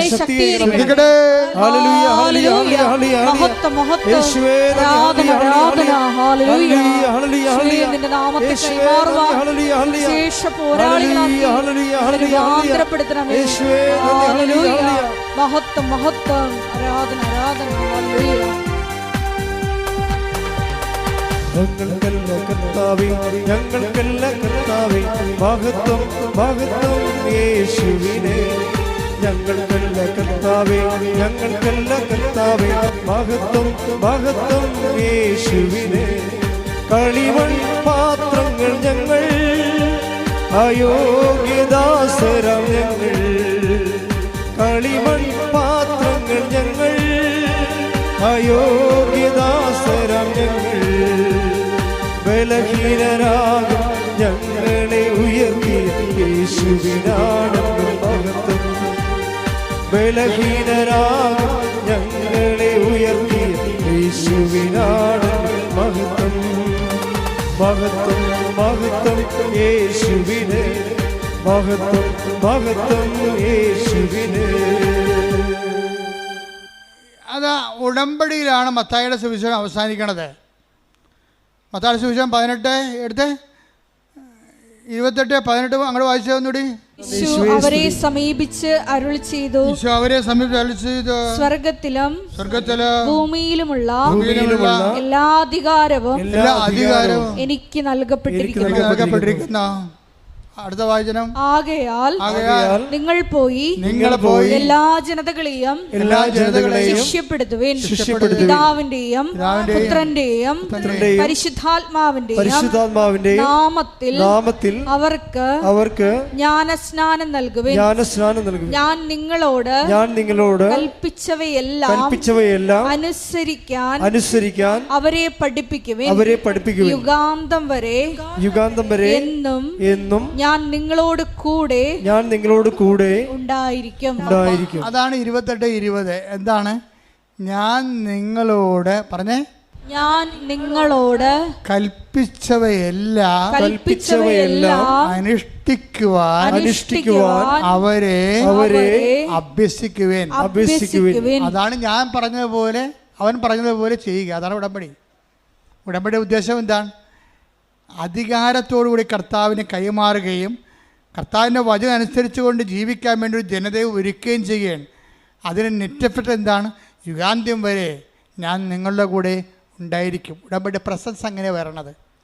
കർത്താവിൻ്റെ വചനം അനുസരിച്ച് ജീവിക്കുമ്പോൾ വാഗ്ദാനത്തിൻ്റെ ഭാഗമാണ് ദൈവത്തിൻ്റെ സാന്നിധ്യം. കൈയടിക്കട്ടെ, സ്തുതിക്കട്ടെ. Hallelujah, hallelujah, hallelujah, hallelujah.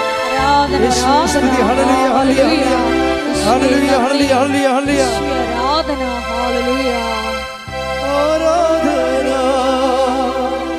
ആരാധന, ആരാധന, അങ്ങേയ്ക്ക് ആരാധന. ആരാധന, ആരാധന, ആരാധന, അങ്ങേയ്ക്ക് പരിശുദ്ധ പരമദിവ്യകാരുണ്യത്തിന് ആരാധനയും സ്തുതിയും പുകഴ്ചയും ഉണ്ടായിരിക്കട്ടെ. പരിശുദ്ധ പരമദിവ്യകാരുണ്യത്തിന് ആരാധനയും സ്തുതിയും പുകഴ്ചയും ഉണ്ടായിരിക്കട്ടെ. ഭർത്താവ് ഇപ്പം എന്ത് ചെയ്യുന്നറിയാമോ? ഇവളെ അറിയിക്കാതെ, പണ്ട് ഇവള് ഭർത്താവിനെ അറിയിക്കാതെയാണ് ഒന്ന് ഉടമ്പടി എടുത്തത്. ഇപ്പോൾ ഭർത്താവ് ചിരിക്കണത് എന്താണ്? ഇവള് കുഞ്ഞിനെ കൊല്ലാൻ നടക്കണ കാരണം, അവൾ ഡിപ്രഷൻ അടിച്ചിരിക്കണ കാരണം ഭർത്താവ് അവളറിയിക്കാതെ വന്ന് സ്വന്തമായിട്ട് ഉടമ്പടി എടുത്ത്. ഒരു സ്റ്റോറി പോണ പോക്ക് കണ്ടില്ലേ? എന്ത് രസമാണ് കേൾക്കാൻ. എന്നിട്ട് ആ ഉടമ്പടി ഈ കുഞ്ഞിനെ പ്രൊട്ടക്റ്റ് ചെയ്യും. അവസാനം കുഞ്ഞിനെ പ്രസവിക്കും, മൂന്നാമത്തെ കുഞ്ഞിനെ പ്രസവിക്കും. പ്രസവിച്ച് കഴിയുമ്പോൾ ഈ കുഞ്ഞിന് മൊത്തം മഞ്ഞ നിറവാണ്. ഇപ്പം കുഞ്ഞുങ്ങൾക്ക് 80% കുഞ്ഞുങ്ങൾക്ക് മഞ്ഞ നിറമുണ്ട്. ഇത് 80% 90-97% മഞ്ഞ നിറവാണ്. അപ്പോൾ കുഞ്ഞിനെ ഉടനെ അവർ എമർജൻസി ആയിട്ട് വേറൊരു ഗവൺമെൻറ് ആശുപത്രിയിലേക്ക് ഷിഫ്റ്റ് ചെയ്യും. കൊച്ചിനെ അവിടെ കൊണ്ടുപോകുമ്പോൾ ഡോക്ടർ പറയും 1 മിനിറ്റേ ഉള്ളു, നിങ്ങൾ എത്രയും വേഗം പോയി ബ്ലഡ് ബാങ്കിൽ നിന്ന് ബ്ലഡ് കൊണ്ടുവരണം. ഈ ബ്ലഡ് കയറ്റിയില്ലെങ്കിൽ കൊച്ചി ഇപ്പം മരിക്കുമെന്ന് പറയും. അപ്പോൾ ഈ മനുഷ്യൻ തീ പറഞ്ഞ അവിടെ ആദ്യമായിട്ടാണ് അവിടെ ചെല്ലണത്. ആ ഗവൺമെൻറ് ആശുപത്രി കാണുന്ന ആദ്യമായിട്ട്. എവിടെയാണ് ബ്ലഡ് ബാങ്ക്, തിരിച്ച് കുഞ്ഞെ കിടക്കുന്ന തിയേറ്റർ എവിടെയാണ്, ഇതൊക്കെ എല്ലാം കൺഫ്യൂഷനാണ്. രാത്രി ഓടുകയാണ്. അപ്പോൾ ഓടുന്ന സമയത്ത് ഇവന് ബ്ലഡ് ബാങ്കിൽ നിന്ന് ബ്ലഡ് കിട്ടും. ഒരു ബ്ലഡ് കണ്ടെയ്നറിൽ ബ്ലഡ് കൊടുക്കും. ഈ ബ്ലഡും പിടിച്ചുകൊണ്ട് ഇവൻ ഓടുകയാണ്. പക്ഷേ എങ്ങോട്ട് ഓടണമെന്ന് അറിയത്തില്ല, തെക്കും വടക്കും അറിയാൻ പാടില്ല. അവിടെ ചെന്നൊരു സെക്യൂരിറ്റി ചോദിക്കുന്നത് ഈ ബ്ലഡ് എവിടെ കൊടുക്കേണ്ടതെന്ന് പറയുമ്പോൾ ബ്ലഡ് കൊടുക്കും. ഉടനെ ബ്ലഡ് കൊടുക്കുമ്പോൾ ഇവൻ്റെ ചിറ്റ തങ്കച്ചിറ്റ എന്നാണ് അവൻ പറയണത്. തങ്കച്ചിറ്റ ഇരുട്ടത്ത് കൂടി വന്നു വെച്ചും കൊന്ത കൊണ്ടുവന്ന് ഈ ബ്ലഡെ വെക്കും. കർത്താവേ ഈ രക്തം നിൻ്റെ രക്തമായി മാറട്ടെ.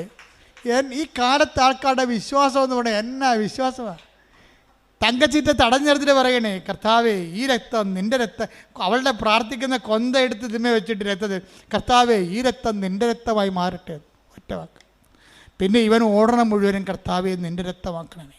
ഇത് കുഞ്ഞിൻ്റെ ശരീരത്തിൽ കയറുമ്പോൾ തന്നെ നിൻ്റെ രക്തമായിട്ട് കയറണമേ എന്നാണ്. അവൻ ഒരു കണക്കിന് സ്ഥലത്ത്, സെക്യൂരിറ്റി പറഞ്ഞ സ്ഥലത്ത് ചെന്ന് ചാടി ബ്ലഡ് കൊടുത്ത് ബ്ലഡ് കൊച്ചിന് കയറി. അതുപോലെ തന്നെ കൊച്ച് രക്ഷപ്പെട്ട്. അവൻ ആ സാക്ഷ്യത്തിൻ്റെ അവസാനം പറയേണ്ട സംഭവമുണ്ട്. എല്ലാം ശാസ്ത്രമാകാം, പക്ഷേ ശാസ്ത്രമല്ലാത്ത കാര്യങ്ങളുണ്ട്. എന്താ കാര്യം? ഈ 1 മിനിറ്റിനുള്ളിൽ ഈ രക്തം എനിക്ക് കിട്ടിയിട്ട് ഞാൻ ഈ രക്തവും കൂടെ കുഞ്ഞിൻ്റെ അടുത്ത് എത്തിയതിൽ ശാസ്ത്രമില്ല, അവിടെ ദൈവം മാത്രമേ ഉള്ളെന്ന്. അത് എനിക്ക് ഭയങ്കര ഞെട്ടിപ്പോയി. അവൻ എന്ത് കറക്റ്റായിട്ടാണ് ഞാൻ അനലൈസ് ചെയ്യണത്. 1 മിനിറ്റ് മാത്രമേ ഉള്ളെന്ന് പറഞ്ഞ സ്ഥലത്ത് ഈ രക്തം എടുത്തുകൊണ്ട് ആ 1 മിനിറ്റാണോ 2 മിനിറ്റാണോ 3 മിനിറ്റ് ആക്കേണ്ടത് ദൈവമാണ്. അവിടെ ശാസ്ത്രത്തിനൊന്നും ചെയ്യാനില്ല. ഇവിടെ കൊണ്ടുവന്ന് ഞാൻ കൊടുക്കും. ആ രക്തകത്ത് കയറുന്നവരെ ആ പറഞ്ഞ സമയത്ത് അവിടെ എത്തിക്കുന്നതിൽ ശാസ്ത്രമില്ല. അവിടെ എന്താണ്? വിശ്വാസം മാത്രമേ ഉള്ളൂ. അത് തങ്കച്ചേറ്റിയുടെ വിശ്വാസമാണ്. കർത്താവ് ഈ രക്തത്തെ നിൻ്റെ രക്തമായി മാറ്റണമേ എന്നുള്ളത്. അത് കയറുമ്പോഴാണ് കുഞ്ഞിൻ്റെ മഞ്ഞ നിറത്തിലിരുന്ന ശരീരം മുഴുവൻ ചുവന്നുകൊണ്ട് വരും. എന്താ കാര്യം? കർത്താവ് അതിനെ ആശീർവദിച്ചു. കുഞ്ഞിൻ്റെ ജീവനെ തിരിച്ചെടുക്കുകയാണ്. നിങ്ങളുടെ ഫെയ്ത്ത് ഗ്രാഫിലെ ഒടിയൻ ഗ്രാഫിൽ ഒത്തിരി ഒടിഞ്ഞൊടിഞ്ഞ് താഴേക്ക് പോയാൽ നിങ്ങൾ തോറ്റെന്നതിൻ്റെ അർത്ഥം. ഇടയ്ക്കൊക്കെ തിരിച്ച് ഒടിയാം, സ്വാഭാവികമാണ്. പക്ഷേ ഫെയ്ത്ത് ഗ്രാഫ് എപ്പോഴും വളരണമാണ്. വിശ്വാസത്തിൽ വളരുന്നില്ലെങ്കിൽ വിശ്വാസത്തിൽ തളരുന്നതാണ് അതിൻ്റെ കൗണ്ടെന്ന് പറയണത്. അതുകൊണ്ട് ആവശ്യമില്ലാതെ നിങ്ങളുടെ സൗകര്യം നോക്കിയിട്ട് മറ്റവരെന്ത് പറയും, വീട്ടുകാരെന്ത് പറയും, കൂട്ടുകാരെന്ത് പറയും, പാർട്ടിക്കാരെന്ത് പറയും, ഒരു മനുഷ്യൻ നോക്കരുത്. നിൻ്റെ കർത്താവ് എന്ത് പറയുന്നു അതനുസരിച്ച് ചെയ്യാനാണ് നീ ഉടമ്പടി എടുത്തിരിക്കുന്നത്. അത് നിന്നെ ഉയർത്തുകയും നിലനിർത്തുകയും ചെയ്യും. കാര്യം അവൻ്റെ നാമം എല്ലാ നാമങ്ങളെക്കാൾ ഉന്നതമായ നാമം. അവൻ്റെ നാമത്തിന് അറിയാത്തവർ അറിയിക്കാനും അറിഞ്ഞവരെ ആഴപ്പെടുത്താനും വേണ്ടി അഭിഷേകം മേടിച്ച ആളാണ് നീ എന്നുള്ള ബോധ്യം. ആ ബോധ്യം നിന്നെ ഊട്ടി ഉറപ്പിക്കാൻ വേണ്ടി ഇടയ്ക്കിടയ്ക്ക് കൊച്ചു കൊച്ചു പ്രശ്നങ്ങളുണ്ടാകും. അതെല്ലാം പ്രാർത്ഥനയും വിശ്വാസം കൈകാര്യം ചെയ്യാൻ കർത്താവ് നിന്നെ അനുഗ്രഹിക്കട്ടെ. ശ്രുതികട്ടെ.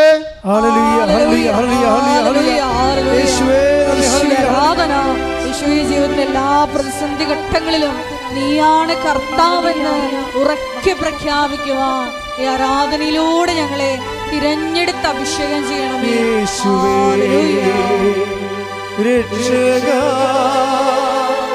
കർത്താവേ നാഥനേ യേശുവേ രക്ഷകാ കർത്താവേ നാഥനേ. രോഗസൗഖ്യ പ്രാർത്ഥനയുടെ സമയമാണ്.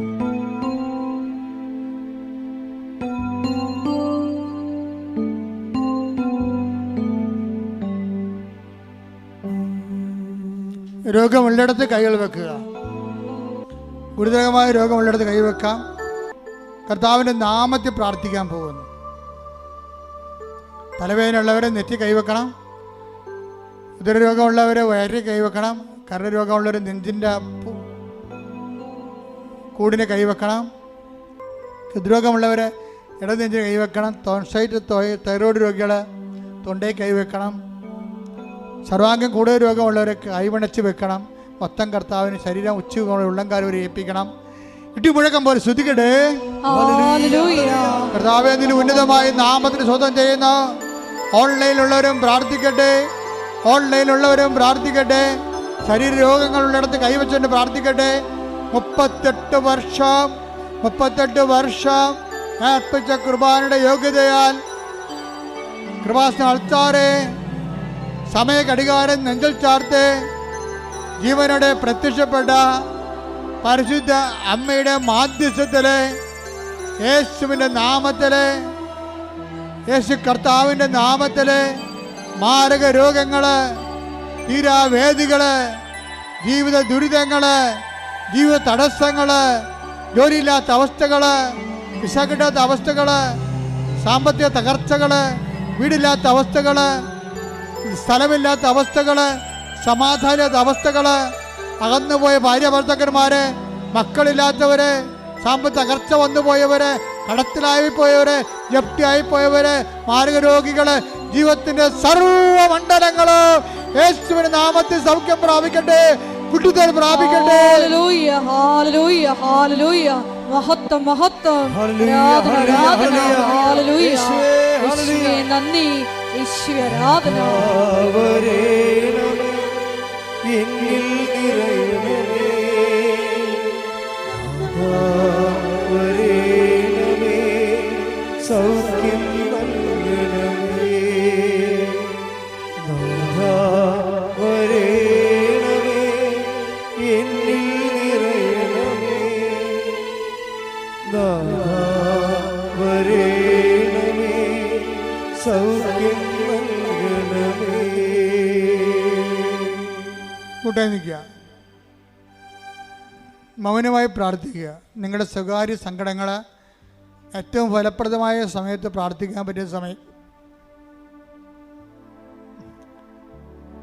നിങ്ങളുടെ സ്വകാര്യ വിഷമതകളെ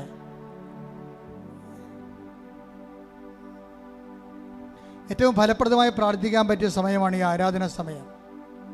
അമ്മയുടെ മധ്യസ്ഥതയിൽ നിങ്ങളുടെ സങ്കടങ്ങളെ, രോഗങ്ങളെ, തടസ്സങ്ങളെ പരിശുദ്ധ അമ്മയ്ക്ക് ഏൽപ്പിക്കുക. ഡേറ്റിട്ട് ഏൽപ്പിക്കുക.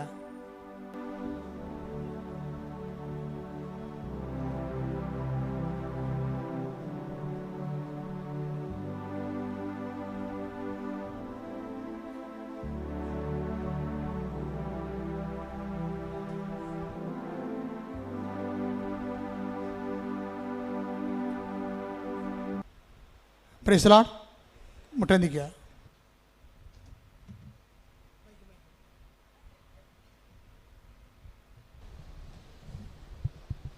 ഒരിക്കൽ കൂടി മരിയൻ ഉടമ്പടിയിൽ സമർപ്പിച്ചിരിക്കുന്ന എല്ലാ വിഷയങ്ങളും ദൈവമാതാവിൻ്റെ മധ്യസ്ഥയിൽ ദിവ്യകാരുണ്യ സന്നിധിയിൽ സമർപ്പിച്ച് ഒരു നിമിഷം നമുക്ക് മൗനമായിട്ട് പ്രാർത്ഥിക്കാം. ഏത് ജീവിത സാഹചര്യത്തിലും നീയാണ് കർത്താവ് എന്ന് ഏറ്റുപറയുവാനുള്ള വലിയ അഭിഷേകം ഞങ്ങൾക്ക് നൽകണമേ എന്ന് പ്രാർത്ഥിക്കുന്നു. ഈശോയെ, ജീവിതത്തിൻ്റെ വിവിധ ദുരന്ത മുഖങ്ങളിലൂടെ കടന്നു പോകുമ്പോൾ ഈശോ അത് നിന്നെ അന്വേഷിച്ച് കണ്ടെത്താനുള്ള ഒരു മാർഗമാണെന്ന് അത് വിവേചിച്ചറിയുവാൻ ഈ ആരാധനയിലൂടെ ഞങ്ങളെ തിരഞ്ഞെടുത്ത് അഭിഷേകം ചെയ്യണമേ എന്ന് പ്രാർത്ഥിച്ചുകൊണ്ട് ശിരസ്സ് നമിച്ച് നമുക്ക് ദിവ്യകാരുണ്യനാഥൻ്റെ ആശീർവാദം സ്വീകരിക്കാം.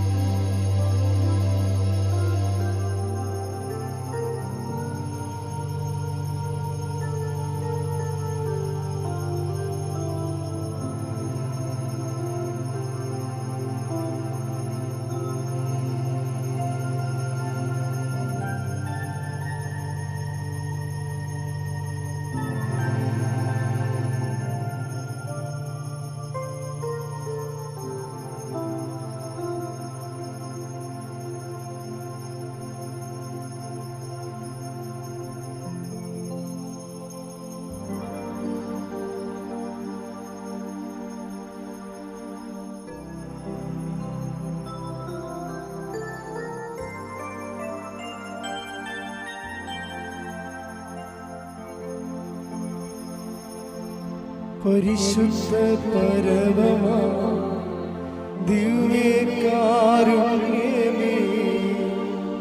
എന്നുമെന്നും അങ്ങേയ്ക്കാരാധന.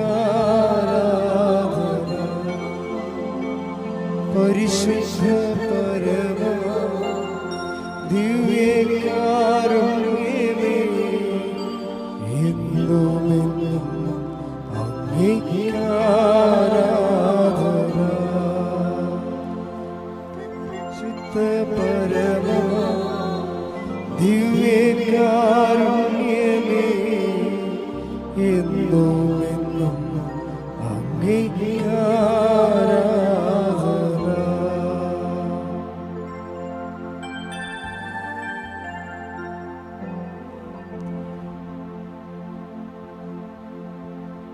ആവേ ആവേ ആവേ മരിയ ആവേ ആവേ ആവേ മരിയ.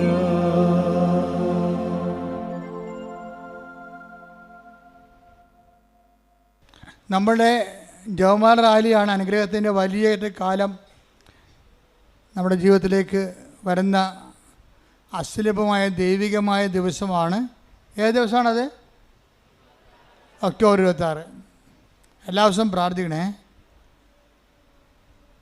ഈ പ്രാവശ്യം റൂട്ടിന് കുറച്ച് വ്യത്യാസമുണ്ട്, അപ്പോൾ നിങ്ങൾ ശ്രദ്ധിക്കേണ്ട കുറച്ച് കാര്യങ്ങളുണ്ട്. നമ്മുടെ കൃപാസനം പത്രത്തിൻ്റെ ഫ്രണ്ട് കണ്ടോ? ഇത് കണ്ടോ? ഈ ഫ്രണ്ടായിരിക്കണം കാറിൻ്റെ ഫ്രണ്ടിൽ വെക്കേണ്ടത്. മനസ്സിലായില്ലേ? എന്താ വെച്ചാൽ പോലീസുകാരെ ഇങ്ങോട്ട് വിടത്തില്ല. നിങ്ങളെ വളവനാട് വന്നിട്ട് വഴിതിരിച്ചു വിടും. അപ്പം നിങ്ങളെ റാലിക്ക് വന്നവരാണെന്ന് അറിയാൻ ഇതേ മാർഗ്ഗമുള്ളൂ. ഇത് ഒട്ടിച്ചാൽ നിങ്ങൾക്ക് പറയാം പോലീസിനോട്. എന്താ പറയണം? ഞങ്ങൾ റാലിക്ക് വന്നവരാണ്. അതുപോലെ തന്നെ പാതിരാപ്പള്ളി വരുമ്പോഴും വഴിതിരിച്ചു വിടും വണ്ടി. റാലിക്ക് വരാത്ത വണ്ടി, റാലിക്ക് വരുന്ന വണ്ടി മാത്രമേ ഇങ്ങോട്ട് കയറി വിടത്തുള്ളൂ. അപ്പോൾ ഇത് മസ്റ്റായിട്ട് നിങ്ങൾ ഒട്ടിച്ച് വെക്കണം. പത്രം കീറണമെന്നില്ല. എല്ലാ ഡിപ്പോയിൽ നിന്നും വണ്ടി വരുന്നുണ്ട്. കേരളത്തിലുള്ള എല്ലാ ഡിപ്പോയിൽ നിന്നും വണ്ടി വരുന്നുണ്ട്. അപ്പം നിങ്ങൾ ആ ഡിപ്പോയിൽ വണ്ടി ബുക്ക് ചെയ്യുമ്പോൾ മലപ്പുറം, പെരിന്തൽമണ്ണ, അവനെ കാഞ്ഞിരപ്പള്ളി, അതായത് നാഗർകോവിൽ, KSRTCയുടെ കാസർഗോഡ് മുതൽ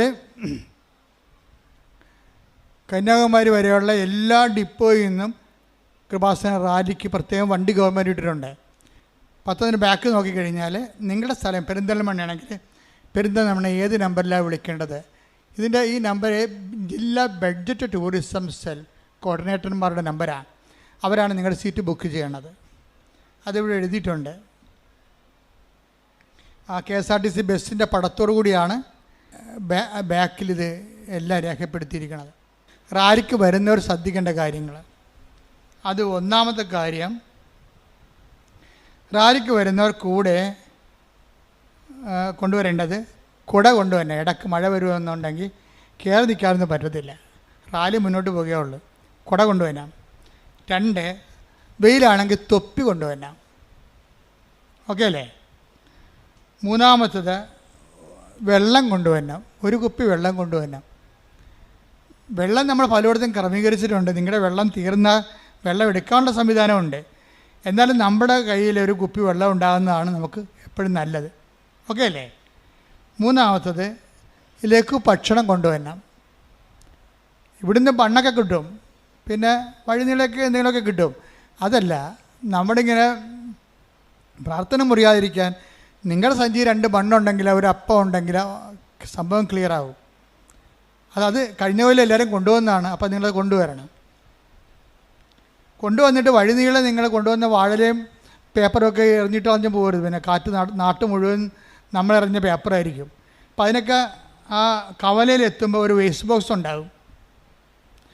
നമ്മൾ ഓരോ കവല 14 കവലകളുണ്ട് ഇവിടുന്ന്. നമ്മൾ തീരദേശ റോഡിൽ കൂടി പോകണില്ല. കാര്യം ഒത്തിരി വണ്ടിയും കാറുമൊക്കെ വരുന്ന സ്ഥലമാണ്. നമ്മൾ പോകുന്നത് കടലോര റൂട്ടിലാണ് പോണത്. കടലോരത്ത് കൂടി കാറ്റും കൊണ്ട് പോകാം. നല്ല സുഖമുള്ള പരിപാടിയാണ്. കടലോരത്തിനോട് സമാന്തരമായിട്ട് ബസ് ഓടാത്ത റോഡുണ്ട്. അപ്പോൾ തണലുമുണ്ട്. ഭംഗിയായിട്ട് പോകാൻ പറ്റുന്ന ഏർപ്പാടാണ് ചെയ്തിരിക്കുന്നത്. പിന്നെ ഈ ഹൃദ്രോഗമുള്ളവരൊന്നും വരരുത്. കാര്യം ഇത് അണച്ചണച്ച് പോണ സംഭവമാണ്. അല്ലാതെ നമ്മൾ പാട്ടും പാടി പോകല്ല, അണച്ച് നടന്നു വരുമ്പോൾ അണച്ചു പോകത്തില്ലേ. അപ്പോൾ ഹൃദ്രോഗമുള്ളവർ, അപ്പം നിങ്ങൾ അയ്യോ അച്ഛൻ ഞങ്ങളെ ഒഴിവാക്കി, അച്ഛൻ ഞങ്ങൾ മാതാവിൻ്റെ അടുത്ത് വന്ന് സുഖപ്പെടാനില്ല, അതൊക്കെ നിങ്ങൾ പറയാൻ കാര്യം ശരിയാണ്. അപ്പോൾ നിങ്ങൾക്ക് വരാൻ പറ്റുന്നത് ഏർപ്പാട് ഞാൻ പറഞ്ഞുതരാം. നിങ്ങൾക്ക് അത്ര കൊതിയാണ് വരണമെന്നുണ്ടെങ്കിൽ അർത്തിങ്ക പള്ളി വന്നാൽ മതി. പടിഞ്ഞാറ് വശത്ത് കുരിശടി ഞങ്ങൾ വരും. പടിഞ്ഞാറ് വശത്ത് കുരിശടിയിലാണ്. അർത്തിങ്ക പള്ളി കടലോരത്തുള്ള കുരിശടി ഉണ്ടല്ലോ, രൂപം മാറുന്നു, അവിടെയാണ് ഈ റാലി വന്ന് മുട്ടണം. എന്നിട്ട് കിഴക്കോട്ടടിക്കുകയാണ് പതിവ്. അപ്പോൾ രോഗമുള്ളവരൊക്കെ, നടക്കാൻ പ്രയാസമുള്ളവരൊക്കെ ആ അർത്തിങ്ക പള്ളി കുരിശടി നേരത്തെ വന്നാൽ നിങ്ങൾക്ക് നിങ്ങളുടെ ഇഷ്ടമുള്ളിടത്തോളം കാലം നിങ്ങളുടെ റാലി നിങ്ങൾക്ക് നടത്താം. കുരിശടിയിൽ നിന്ന് പള്ളി വരെ നടത്തിയാൽ പിന്നെയും ആരോഗ്യം ഉണ്ടെങ്കിൽ പള്ളിയിൽ നിന്ന് കുരിശടിയിലേക്ക് നടത്താം. നമ്മുടെ വേളാങ്കലിലൊക്കെ പോകുമ്പോൾ നമ്മൾ ഉരുണ്ടൊക്കെ പോകത്തില്ല, അതുപോലെ ചെയ്യാം. അത് അപ്പം റാലിയുടെ ഭാഗമാവും. രണ്ടാമത്തെ അറിയിപ്പ്, കടലറ്റത്ത് കൂടി നടക്കുമ്പോഴുള്ള ബുദ്ധിമുട്ട് ഒഴിവാക്കാനായി ഷൂസും ഹൈ ഹീൽഡ് ചെരുപ്പുകളും ഊരി സൂക്ഷിക്കുന്നതായിരിക്കും ഒരു കിറ്റ് കരുതേണ്ടതാണ് കയ്യിൽ. അതിൻ്റെ പ്രശ്നം വെച്ചാലേ, നിങ്ങളെ പലരും മലപ്പുറം അതുപോലെ കിഴക്ക് ഹൈ റേഞ്ചിലൊക്കെ ഉള്ള ആൾക്കാരാണ് കൂടുതലും വരണത്. 60% അങ്ങനെ ഇരിക്കും. അവർക്ക് ഈ കുഴമണ്ണി നടന്ന പരിചയം ഉണ്ടാകത്തില്ല. കാലിങ്ങനെ ഉടച്ചു പോവും, ഇങ്ങനെ ഉളുക്കിപ്പോവും. ഉപ്പ് വിറ്റ് ഉളുക്കിപ്പോണ പരിപാടിയുണ്ട് പരിചയമില്ലാത്തവർ നടന്നു കഴിഞ്ഞാൽ. അപ്പം അതുകൊണ്ട് ആ സമയത്ത് ചെരുപ്പിട്ട് നടക്കാൻ പറ്റത്തില്ല, ഹൈ ഹീൽസ് ഉപയോഗിക്കാൻ പറ്റത്തില്ല. ഷൂസ് ഉപയോഗിച്ച് അതിൻ്റെ അകത്ത് മണ്ണ് കയറും. മണ്ണ് കയറുന്ന കാരണം പിന്നെ കാലോട്ട് വരെയും നിങ്ങൾ ഈശോ പരിശുദ്ധമായി ചെല്ലണേ വരെ ഈശോ എന്ന് പറഞ്ഞുകൊണ്ട് നടക്കും. അപ്പം അങ്ങനെയുള്ള അഭ്യാസമൊന്നും വേണ്ട. മണ്ണ് വന്നു കഴിഞ്ഞാൽ റോഡായിരിക്കും മിക്കവാറും. 70% റോഡാണ്, 75% റോഡാണ്. മണ്ണ് ചില സ്ഥലത്തുണ്ട്, അവിടെ ചെരുപ്പില്ലാതെ നടക്കണം. അപ്പോൾ ഒരു കിറ്റുണ്ടെങ്കിൽ നിങ്ങൾ കൊണ്ടുവന്ന ചെരുപ്പ് ഒരു കിറ്റിലാക്കിയിട്ട് ഇപ്പം റോഡ് വന്നപ്പോൾ എടുത്തിട്ടാൽ മതിയല്ലേ, വേറെ പ്രശ്നമൊന്നുമില്ല. ക്ലിയർ അല്ലേ പോയിൻ്റ്? ഈ കടൽ തീരത്ത് കൂടി നമ്മൾ പോകുമ്പോഴും അതിന് സമാന്തരമായി കടലോര റോഡുകളുണ്ട്. അപ്പോൾ കുഴമണ്ണിക്കൂടി നടക്കാൻ ബുദ്ധിമുട്ടുള്ളവർക്ക്, കുഴമണ്ണിക്കൂടി നടക്കാൻ ഇഷ്ടമുള്ളവർക്ക് അങ്ങനെ നടക്കാം. അല്ലാത്തവർ സമാന്തര റോഡ് പിടിച്ച് വരാം. ഒപ്പം നിൽക്കും. ഒരു 10-50-20 മീറ്ററിൻ്റെ വ്യത്യാസമോ. അപ്പോൾ സമാന്തരമായി പോകണമെന്നേ ഉള്ളൂ, വേറെ പ്രശ്നമൊന്നുമില്ല. മിക്കവാറും അത് സേഫാണ്. നമുക്ക് ഇനി ആരും പേടിക്കണ്ട. റോഡ് വരും, ബസ് വരുമ്പോൾ മാറിക്കൊടുക്കുക, പിന്നെ ഞെരുങ്ങുക, പിന്നെ വഴി ലൈൻ തെറ്റിപ്പോവുക, അങ്ങനെ പ്രശ്നങ്ങളൊന്നുമില്ല. കുറച്ച് സ്ഥലത്ത് ഒരു 100 മീറ്ററൊക്കെ റോഡിലേക്ക് തീരദേശ റോഡിൽ കയറി വരും. അപ്പം അവിടെ നമ്മൾ പുതിയ എന്തെങ്കിലും സംവിധാനം ചെയ്യും. കാര്യം ജനത്തിൻ്റെ സഞ്ചാരം നമ്മളൊരിക്കലും, ഈ സഞ്ചാര സ്വാതന്ത്ര്യം എന്ന് പറയുന്നത് നമ്മൾ തടയുകയാണെങ്കിൽ ക്രിമിനൽ കുറ്റമാണ്, ഭരണഘടനാ വിരുദ്ധമാണത്, മൗലിക അവകാശമാണ്. പോലീസ് കേസെടുക്കാത്തത് പോലീസിന് ഇത് റീസണബിളാണ്, ഇതിനകത്ത് ഉദ്ദേശശുദ്ധി ദുഷ്ടതരമൊന്നും ഇല്ലെന്നവർക്ക് അറിയാവുന്നതുകൊണ്ടാണ് കേസെടുക്കാത്തത്. അല്ലെങ്കിൽ കേസെടുക്കാൻ പറ്റും. കാരണം ഭരണഘടനാ വിരുദ്ധമല്ലേ നമ്മൾ ഒരു വഴി തടയണമെന്ന് പറയണത്. അപ്പം അതൊന്ന് സൂക്ഷിച്ചേക്കണം. നമ്മൾ ഗവൺമെൻറ്റിനെ നിലവിലിരിക്കുന്ന ഭരണഘടനയോടുമൊക്കെ വലിയ ആദരവുള്ള സമൂഹമാണ്. ഈ 60 വയസ്സിന് മുകളിലുള്ളവർ വരണ്ടെന്ന് പറഞ്ഞാൽ ഈ 30 വയസ്സുകാരേക്കാളും ശക്തിയുള്ള 60 വയസ്സുകാരൊക്കെ ഉണ്ട്, അതൊക്കെ എനിക്കറിയാം. പക്ഷേ അതല്ല പ്രശ്നം. നിങ്ങൾ തലക്കറക്കമുള്ളവർ, ഇയർ ബാലൻസ് പോയ ആൾക്കാർ ഒക്കെ വന്നാൽ തല ചുറ്റി വീഴാനുള്ള സാധ്യതയുണ്ട്. ഡോക്ടർമാരെ നേഴ്സുമാരെ ഒക്കെ വെച്ചിട്ടുണ്ട് നമ്മൾ, വെറുതെ ഒന്നുമല്ല. 14-12 ആംബുലൻസ് ഓൾറെഡി ബുക്ക് ചെയ്തിട്ടുണ്ട്. ഇൻ കേസ് ആരെങ്കിലും, അത് എല്ലാ കവലയിലും ആംബുലൻസ് ഉണ്ടാവും, എല്ലാ കവലയിലും വെള്ളം ഉണ്ടാവും, എല്ലാ വീടുകളിലും കത്ത് കൊടുക്കുന്നുണ്ട് അവിടെ പോകുന്ന സ്ഥലത്തെല്ലാം. 6ാമത്തെ അറിയിപ്പ്, അർത്തിങ്കപ്പള്ളിയിൽ റാലി എത്തിച്ചേർന്ന ശേഷം വിവിധ സ്ഥലങ്ങളിലേക്ക് പോകുവാനായി നാഷണൽ ഹൈവേയിലേക്ക് KSRTC ബസ് സർവീസ് ഏർപ്പെടുത്തിയിട്ടുണ്ട്. അപ്പോൾ അർത്തിങ്കപ്പള്ളി നിങ്ങൾ ഒറ്റാളും 2 ആളും കാറൊന്നും ഇല്ലാത്ത ആൾക്കാർ വരത്തില്ലേ? അപ്പോൾ അവർ വരുമ്പോൾ അവർക്ക് പോകണ്ടേ? അതിനുവേണ്ടി അർത്തിങ്കപ്പള്ളിയിൽ നിന്ന് നാഷണൽ ഹൈവേയിലേക്ക് ബസ് സർവീസ് വെച്ചിട്ടുണ്ട് KSRTCയുടെ. അത് നിങ്ങളെ കൊണ്ട് റോഡിൽ തള്ളുകയല്ല. അവിടെ ബസ് സർവീസിന് ഗവൺമെൻറ്റിൻ്റെ ഉദ്യോഗസ്ഥന്മാർ നിന്നിട്ട് നിങ്ങളെ പോകേണ്ട സ്ഥലത്തേക്ക് ബസ് തടഞ്ഞു നിർത്തി കയറ്റി വിട്ടിട്ടേ അവർ പോകത്തുള്ളൂ. അർത്തിങ്കപ്പള്ളി ചെന്നെത്തിയാൽ നിങ്ങൾ അവിടെയുള്ള ബസ് സർവീസ് KSRTC സ്റ്റാൻഡുണ്ട്. 10 വണ്ടി അതിനുവേണ്ടി നമ്മൾ വാടക എടുത്തിട്ടുണ്ട് ഗവൺമെൻറ്റിലേക്ക് നിന്ന്. ആ 10 വണ്ടി അങ്ങോട്ടും ഇങ്ങോട്ടും ടു ആൻഡ് ഫ്രോ എപ്പോഴും ആൾക്കാരെ നാഷണൽ ഹൈവേയിലോട്ട് ഇറക്കിക്കൊണ്ടിരിക്കും. ഇതൊക്കെ അന്വേഷിക്കാനൊക്കെ ഒരു കൗണ്ടർ അവിടെ വെച്ചിട്ടുണ്ട്. റാലിയിൽ പങ്കെടുക്കുവാൻ വാഹനങ്ങൾ വരുന്നവർ, സ്വന്തം വാഹനങ്ങളിലൊക്കെ വാഹനം ബുക്ക് ചെയ്ത് വരുന്നവരില്ലേ, അങ്ങനെ റാലി പങ്കെടുക്കാൻ വാഹനങ്ങൾ വരുന്നവർ യാതൊരു കാരണവശാലും അർത്തുങ്കൽ റോഡ് സൈഡിൽ വാഹനങ്ങൾ പാർക്ക് ചെയ്യരുത്. പോലീസ് മാറ്റും, അതാണ് പ്രശ്നം. പോലീസ് മാറ്റിയത് തന്നെയല്ല, അത് നിയമവിരുദ്ധമാണ്. അപ്പോൾ റാലി നിങ്ങൾക്ക് സൗകര്യമായിരിക്കും, പക്ഷേ അവിടെ അത് റാലിക്ക് വരുന്ന വാഹനങ്ങൾ പങ്കെടുക്കുന്നതിന് വേണ്ടി 2 ഗ്രൗണ്ടുകൾ അവിടെ സജ്ജമാക്കിയിട്ടുണ്ട്. അത് അവിടെ വരുമ്പോൾ അവിടുത്തെ ട്രാഫിക് ഗാർഡ്സിനെ വെച്ചിട്ടുണ്ട്. അവിടെ നിങ്ങളോട് പറയും എവിടെയാണ് വാഹനം പാർക്ക് ചെയ്യേണ്ടതെന്ന്. അപ്പോൾ അവരോട് സഹകരിക്കേണ്ടതാണ്. പിന്നെ എപ്പോഴും നമ്മൾ ശ്രദ്ധിക്കേണ്ടത്, നമ്മളൊരു ആയിരക്കണക്കിന് ആൾക്കാരല്ല അവിടെ ചേർത്തേണ്ടത്. ഇപ്പോൾ മൊബൈലൊന്നും വർക്ക് ചെയ്യത്തില്ല, ജാമായി പോവും, ടവർ താങ്ങത്തില്ല അവിടുത്തെ. അതെപ്പോഴും നമ്മൾ അറിയണം. ആൻറ്റിനെ വിളിക്കാൻ, നാത്തിനെ വിളിക്കാൻ പറഞ്ഞാൽ അവിടെ കിടന്ന് കാറിയിട്ട് ആരും വരത്തില്ല. കാര്യം അവിടുത്തെ ടവർ നമ്മുടെ ആയിരക്കണക്കിന് ആൾക്കാർ ഒരുമിച്ച് വിളിക്കുമ്പോൾ താങ്ങത്തില്ല, അത് ഓരോരുത്തരും താങ്ങത്തില്ല. അപ്പോൾ മൊബൈൽ ജാമായി പോകും ശരിക്കും പറഞ്ഞാൽ. അത് ഇപ്പോൾ ഓർമ്മ ഉണ്ടാകണം. അതുകൊണ്ട് നേരത്തെ പറഞ്ഞ് വെച്ചേക്കണം. പിരിയുമ്പോൾ പറയണം, ഇന്ന സ്ഥലത്ത് ഉണ്ടാവും, ഇന്ന സ്ഥലത്ത് ഉണ്ടാകണം എന്നൊക്കെ പറയണം. അല്ല ഫോൺ വിളിച്ച് പറയാമെന്ന് വിചാരിച്ചാൽ നടക്കത്തില്ല. നേരത്തെ ഒന്ന് അറിയിക്കുകയാണ്. റാലി നമ്മൾ എന്തുമാത്രം സ്വന്തമായിട്ട് ജപമാല ചൊല്ലി ഇത് സുരക്ഷിതമായിട്ട് നടക്കാനും, ഇന്നത്തെ സാഹചര്യത്തിൽ ലോകസമാധാനം തന്നെയാണ് ജപമാല റാലിയുടെ ആത്യന്തികമായ ലക്ഷ്യം. കൃപാസന ആൾക്കാരെ ജീവനോടെ പ്രത്യക്ഷപ്പെട്ടിട്ട് അമ്മ നമ്മളോട് ആവശ്യപ്പെട്ടതാണ്. എന്താണ്?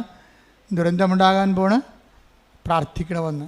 ആ ദുരന്തത്തിലേക്കാണ് ലോകം പോയിക്കൊണ്ടിരിക്കുന്നത്. നിങ്ങളെപ്പോഴും ഓർക്കേണ്ട വിഷയം വെച്ചാൽ പ്രത്യക്ഷീകരണ പ്രാർത്ഥനയാണ് ഈ കാലഘട്ടത്തിൻ്റെ പ്രാർത്ഥന എന്ന് പറയണത്. അമ്മയുടെ പ്രത്യക്ഷീകരണ സഭ ഏറ്റെടുക്കണമെന്ന് പറഞ്ഞതിൻ്റെ ഉദ്ദേശം ഇതൊരു തീർത്ഥാടന കേന്ദ്രമായിട്ട് മാറിയിട്ട് ആൾക്കാരെല്ലാം ഇവിടെ കൂടി വേളാങ്കണ്ണി ഇവിടെ നിറയാനല്ല പ്രശ്നം. അങ്ങനെ ഒരു അജണ്ട പോലും നമുക്കില്ല. ദൈവത്തിനൊരു അജണ്ടയുണ്ട്. എന്താണത്? ലോകത്ത് ദുരന്തമുണ്ടാകാൻ പോകുന്നു. അപ്പോൾ ദുരന്തത്തിൻ്റെ പോക്ക് ഉണ്ടാകും. കണ്ടില്ലേ? ഞാൻ ഇസ്രയേലിൽ നിൽക്കുമ്പോഴാണ് നെതിനെഹു അവിടെ വന്നിറങ്ങിയത്. അപ്പോഴാണ് ഹൂതികൾ മിസൈൽ വിട്ടത്. അപ്പോൾ തന്നെ സയറിനടിച്ചിട്ട് പട്ടാളക്കാർ തന്നെ ഞങ്ങളെല്ലാം കൊണ്ട് ബോംബ് ഷെൽട്ടറിലേക്ക് കൊണ്ടുപോയി ഉടനെ. അപ്പോൾ ഇതൊക്കെ ഞാൻ ആദ്യമായിട്ട് കാണുകയാണ്, ഇതൊക്കെ കേട്ടിട്ടേ ഉള്ളൂ, ഇതൊക്കെ കാണുകയാണ് നമ്മൾ. അമ്മ മാതാവ് ഒരു കാര്യം ചെയ്തു, എൻ്റെ ധ്യാനത്തിൻ്റെ ഇടക്ക് ഉണ്ടായില്ല, ധ്യാനം കഴിഞ്ഞപ്പോഴാണ് സംഭവം നടക്കുന്നത്. ധ്യാനത്തിൻ്റെ ഇടക്കുണ്ടായിരുന്നെങ്കിൽ ആ കണ്ട 800 പേരെ ബോംബ് ഷെൽട്ടറിൽ കൊണ്ടല്ല നിർത്താൻ പറഞ്ഞേനെ, ധ്യാനം നിർത്താൻ പറഞ്ഞേനെ. കാരണം ടെൽവീവിൻ്റെ ഹൃദയഭാഗത്താണ് ധ്യാനം നടന്നുകൊണ്ടിരിക്കുന്നത്. വിമാനത്താവളത്തിൻ്റെ അരികിലാണ് ധ്യാനം നടന്നുകൊണ്ടിരിക്കുന്നത്. അപ്പോൾ അത് ധ്യാനം കഴിഞ്ഞപ്പോഴാണ് ഈ സംഭവം നടക്കുന്നത്. അത് വലിയൊരു ഭാഗ്യമായിപ്പോയി.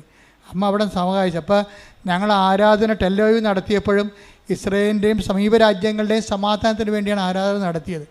അപ്പോൾ അവിടുത്തെ ആൾക്കാരെ പിടിച്ചത് യൂട്യൂബിൽ ഇട്ടിട്ടുണ്ട്. ഇപ്പോൾ ഞാൻ കണ്ടായിരുന്നു കഴിഞ്ഞ ദിവസം. അപ്പോൾ അതെന്താ സംഭവം എന്ന് വെച്ച് കഴിഞ്ഞാൽ നമ്മളുടെ ഉത്തരവാദിത്തമാണ്. ലോകത്തിൽ ഓരോരുത്തരും പറയാതെ അമ്മ ഈ കുഞ്ഞൾത്താരെ വന്ന് പറഞ്ഞെങ്കിൽ അമ്മ നമ്മളെ യോഗ്യമായി ദൈവത്തിൻ്റെ സന്ദേശം കൈമാറാനുള്ള വ്യക്തികളായിട്ടും ശുശ്രൂഷ കേന്ദ്രമായിട്ടും തിരഞ്ഞെടുത്തുന്നതിന് എൻ്റെ അർത്ഥം.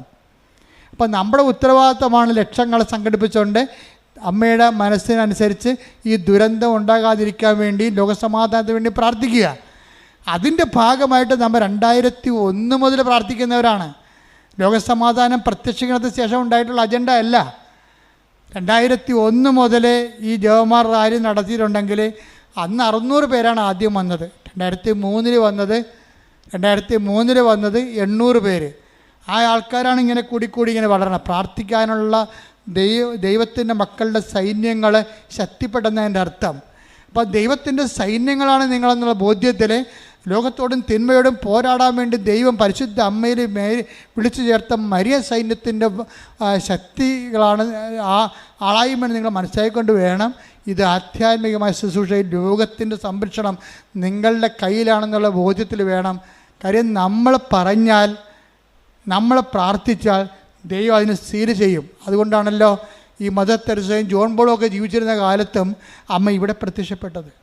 അത് നിങ്ങൾ മനസ്സിലാക്കേണ്ട സത്യാവസ്ഥകളെ. ഉറക്കം നടിച്ചിട്ട് ഒരു കഥയുമില്ല. കാര്യം അമ്മയാണ് പ്രത്യക്ഷപ്പെട്ടെങ്കിൽ അമ്മ തന്നെ എൻ്റെ കാലം കഴിഞ്ഞാലും ശരി ഈ വിഷയം ദൈവം ടേക്കപ്പ് ഞാനല്ല ധൈര്യമാണ് നടക്കണേ. അതായത് അമ്മ ജീവനോടെ പ്രത്യക്ഷപ്പെട്ട സ്ഥലമാണെങ്കിൽ അമ്മയ്ക്കറിയാം ഇത് എപ്പോഴാണ് ടേക്കപ്പ് ചെയ്യേണ്ടതെന്ന്. കാര്യം ഇതിന് ഒരു ലോകത്തിൻ്റെ ഗ്ലോബലായിട്ടുള്ള ഒരു ഇൻറ്റൻഷനാണ് ഉള്ളത്. ദുരന്തം ഏതുമാകാം. ചെറിയ ദുരന്തം തൊട്ട് വലിയ ദുരന്തം വരെ മനുഷ്യരാശി അനുഭവിച്ചുകൊണ്ടിരിക്കുന്ന ഒരു കാലഘട്ടത്തിൽ ലോകത്തിലെ ഇന്ന് വരെ പ്രത്യക്ഷപ്പെട്ടതിൻ്റെ ഏറ്റവും വലിയ പ്രസക്തമായ പ്രത്യക്ഷീകരണമാണ് ഇവിടെ നടന്നതെന്നാണ് എനിക്ക് പലപ്പോഴും തോന്നിയിട്ടുള്ളത്. അതുകൊണ്ട് നിങ്ങളിത് ദൈവത്തിൻ്റെ ഒരു വിളി പോലെയാണ്, ദൈവവിളി പോലെയാണ് ഈ ജവഹർലാൽ റാലിയെ കാണേണ്ടതും അതിൽ സമീപിക്കേണ്ടതും അതിനുവേണ്ടി മധ്യസ്ഥം വഹിക്കേണ്ടതും പ്രാർത്ഥിക്കേണ്ടതും കൂടെ നടന്നുമ്പോൾ പ്രാർത്ഥിക്കേണ്ടതും. ആരും പ്രാർത്ഥിച്ചൊന്നും തരാനില്ലെങ്കിലും നിങ്ങൾ സ്വന്തമായിട്ട് ജവഹർലാൽ ഈ ഗ്രൂപ്പിൽ റാലി പങ്കെടുക്കുന്ന എല്ലാവരും പ്രാർത്ഥിച്ചുകൊണ്ട് ഇരിക്കണം. അല്ലാതെ വെറുതെ നടന്നു പോകരുത്. ശവഘോഷയാത്രയായിട്ട് മരിപ്പിൻ്റെ കൂടെ കുറേ ആൾക്കാർ ഗതികിട്ട പ്രേതങ്ങൾ കൂടെ നടക്കത്തില്ലേ, മരിപ്പിൻ്റെ കൂടെ വേറെ മരിപ്പായിട്ട് നടന്നുകൊണ്ട് പോകത്തില്ലേ. അങ്ങനെയുള്ളവരൊക്കെ ഞാൻ കാണുകയാണെങ്കിൽ മിക്കവാറും പണിയായിരിക്കും. മരിപ്പിൻ്റെ കൂടെ വേറെ മരിപ്പായിട്ട് നടക്കാനല്ല നിങ്ങളെ വിളിക്കണത്. നിങ്ങൾ ദൈവത്തിൻ്റെ സൈന്യമെന്ന രീതിയിൽ ലോകത്തിൻ്റെ സമാധാനത്തിന് പ്രാർത്ഥിക്കാൻ മാതാവിൻ്റെ മധ്യസ്ഥ ഞാൻ ദൈവത്തിൻ്റെ നാമത്തിൽ വിളിക്കുകയാണ്. അത് മനസ്സിലാക്കിയിട്ട് ഈ ഉത്തരവാദിത്വം ദൈവം നമ്മളെ ഏൽപ്പിച്ചതാണ്. ഇത് വിജയകരമായി പൂർത്തിയാക്കാൻ വേണ്ടി ഇന്നുവരെ നിങ്ങൾ പ്രത്യേകം മധ്യസ്ഥം പ്രാർത്ഥിക്കണം. ദിവസവും ഇവിടെ കുർബാന രാവിലെ 7:30 മണിക്കാണ് കുർബാന. എല്ലാ ദിവസവും ഇവിടെ വൈകുന്നേരം 6:30 മണിക്കും കുർബാന ഉണ്ടായിരിക്കും. റാലിയെ സഹായിക്കാൻ ഉദ്ദേശിക്കുന്നവർ ഓഫീസുമായിട്ട് ബന്ധപ്പെടുകയോ അല്ലെങ്കിൽ ഇതിൻ്റെ പത്രത്തിലുള്ള സംവിധാനങ്ങൾ ഉപയോഗപ്പെടുത്തുകയോ ചെയ്യണം. പിന്നെ ഇവിടെ ഞാൻ കണ്ട ഒരു സത്യം, ഈ നമുക്കറിയാം നമ്മുടെ ഉടമ്പടി തിരി എന്ത് കളറാണ്? പച്ചയും നീലയും അല്ലേ? ഇപ്പോൾ സാത്താൻ പുറത്ത് വർക്ക് ചെയ്യുന്നുണ്ട്. സാത്താൻ കരച്ചാൽ ഉടമ്പടി തിരിയാണ് തെറ്റിദ്ധരിപ്പിച്ചുകൊണ്ട് അച്ഛൻ വെഞ്ചരിച്ചാണെന്നൊക്കെ പറഞ്ഞുകൊണ്ട് പുറത്ത് കച്ചവടം ചെയ്യുന്നുണ്ട്. അത് നീചമായ ലാഭമാണ്, സാത്താൻ്റെ പ്രവൃത്തിയാണ്. അത് വിശ്വാസികൾ കണ്ടറിഞ്ഞ് വേണം കൈകാര്യം ചെയ്യാൻ. അവിടെ കിടത്തക്കാരല്ല, അവർ ബുദ്ധിയും ബോധവും ഇല്ലാത്ത ആൾക്കാർ എന്താണ് ഉടമ്പടി ഒന്നും അറിയാൻ പാടില്ലാതെ വിറ്റ് കാശുണ്ടാക്കുകയാണ് അവർ ഉദ്ദേശം. പക്ഷേ ഇത് നീചമായ ഒരു കാര്യമാണത്. എന്താ കാര്യം? ഉടമ്പടി തീയുടെ പവിത്രത നഷ്ടപ്പെടുത്തിക്കൊണ്ട് അത് മാർക്കറ്റിൽ സെയിൽ ചെയ്യുകയാണ്. അത് അച്ഛൻ വെഞ്ചരിച്ചാണെന്ന് വ്യാജ പ്രചരണം നടത്തുകയും ചെയ്യണം. അപ്പോൾ നിങ്ങൾ മനസ്സിലാക്കണം, ഇവിടെ വരുന്നവർ വെഞ്ചരിച്ച സാധനങ്ങൾ 12 പ്രാവശ്യം വെഞ്ചരിച്ച സാധനങ്ങൾ കൃപാസനത്തിൽ മാത്രമേ കിട്ടത്തുള്ളൂ. അത് ഉടമ്പടി എടുത്തവർക്ക് മാത്രമേ ലഭിക്കത്തുള്ളൂ. കാരണം ഉടമ്പടി ഒരു ജീവിതമാണ്. ആ ജീവിതത്തെ പ്രൊമോട്ട് ചെയ്യാൻ വേണ്ടിയാണ്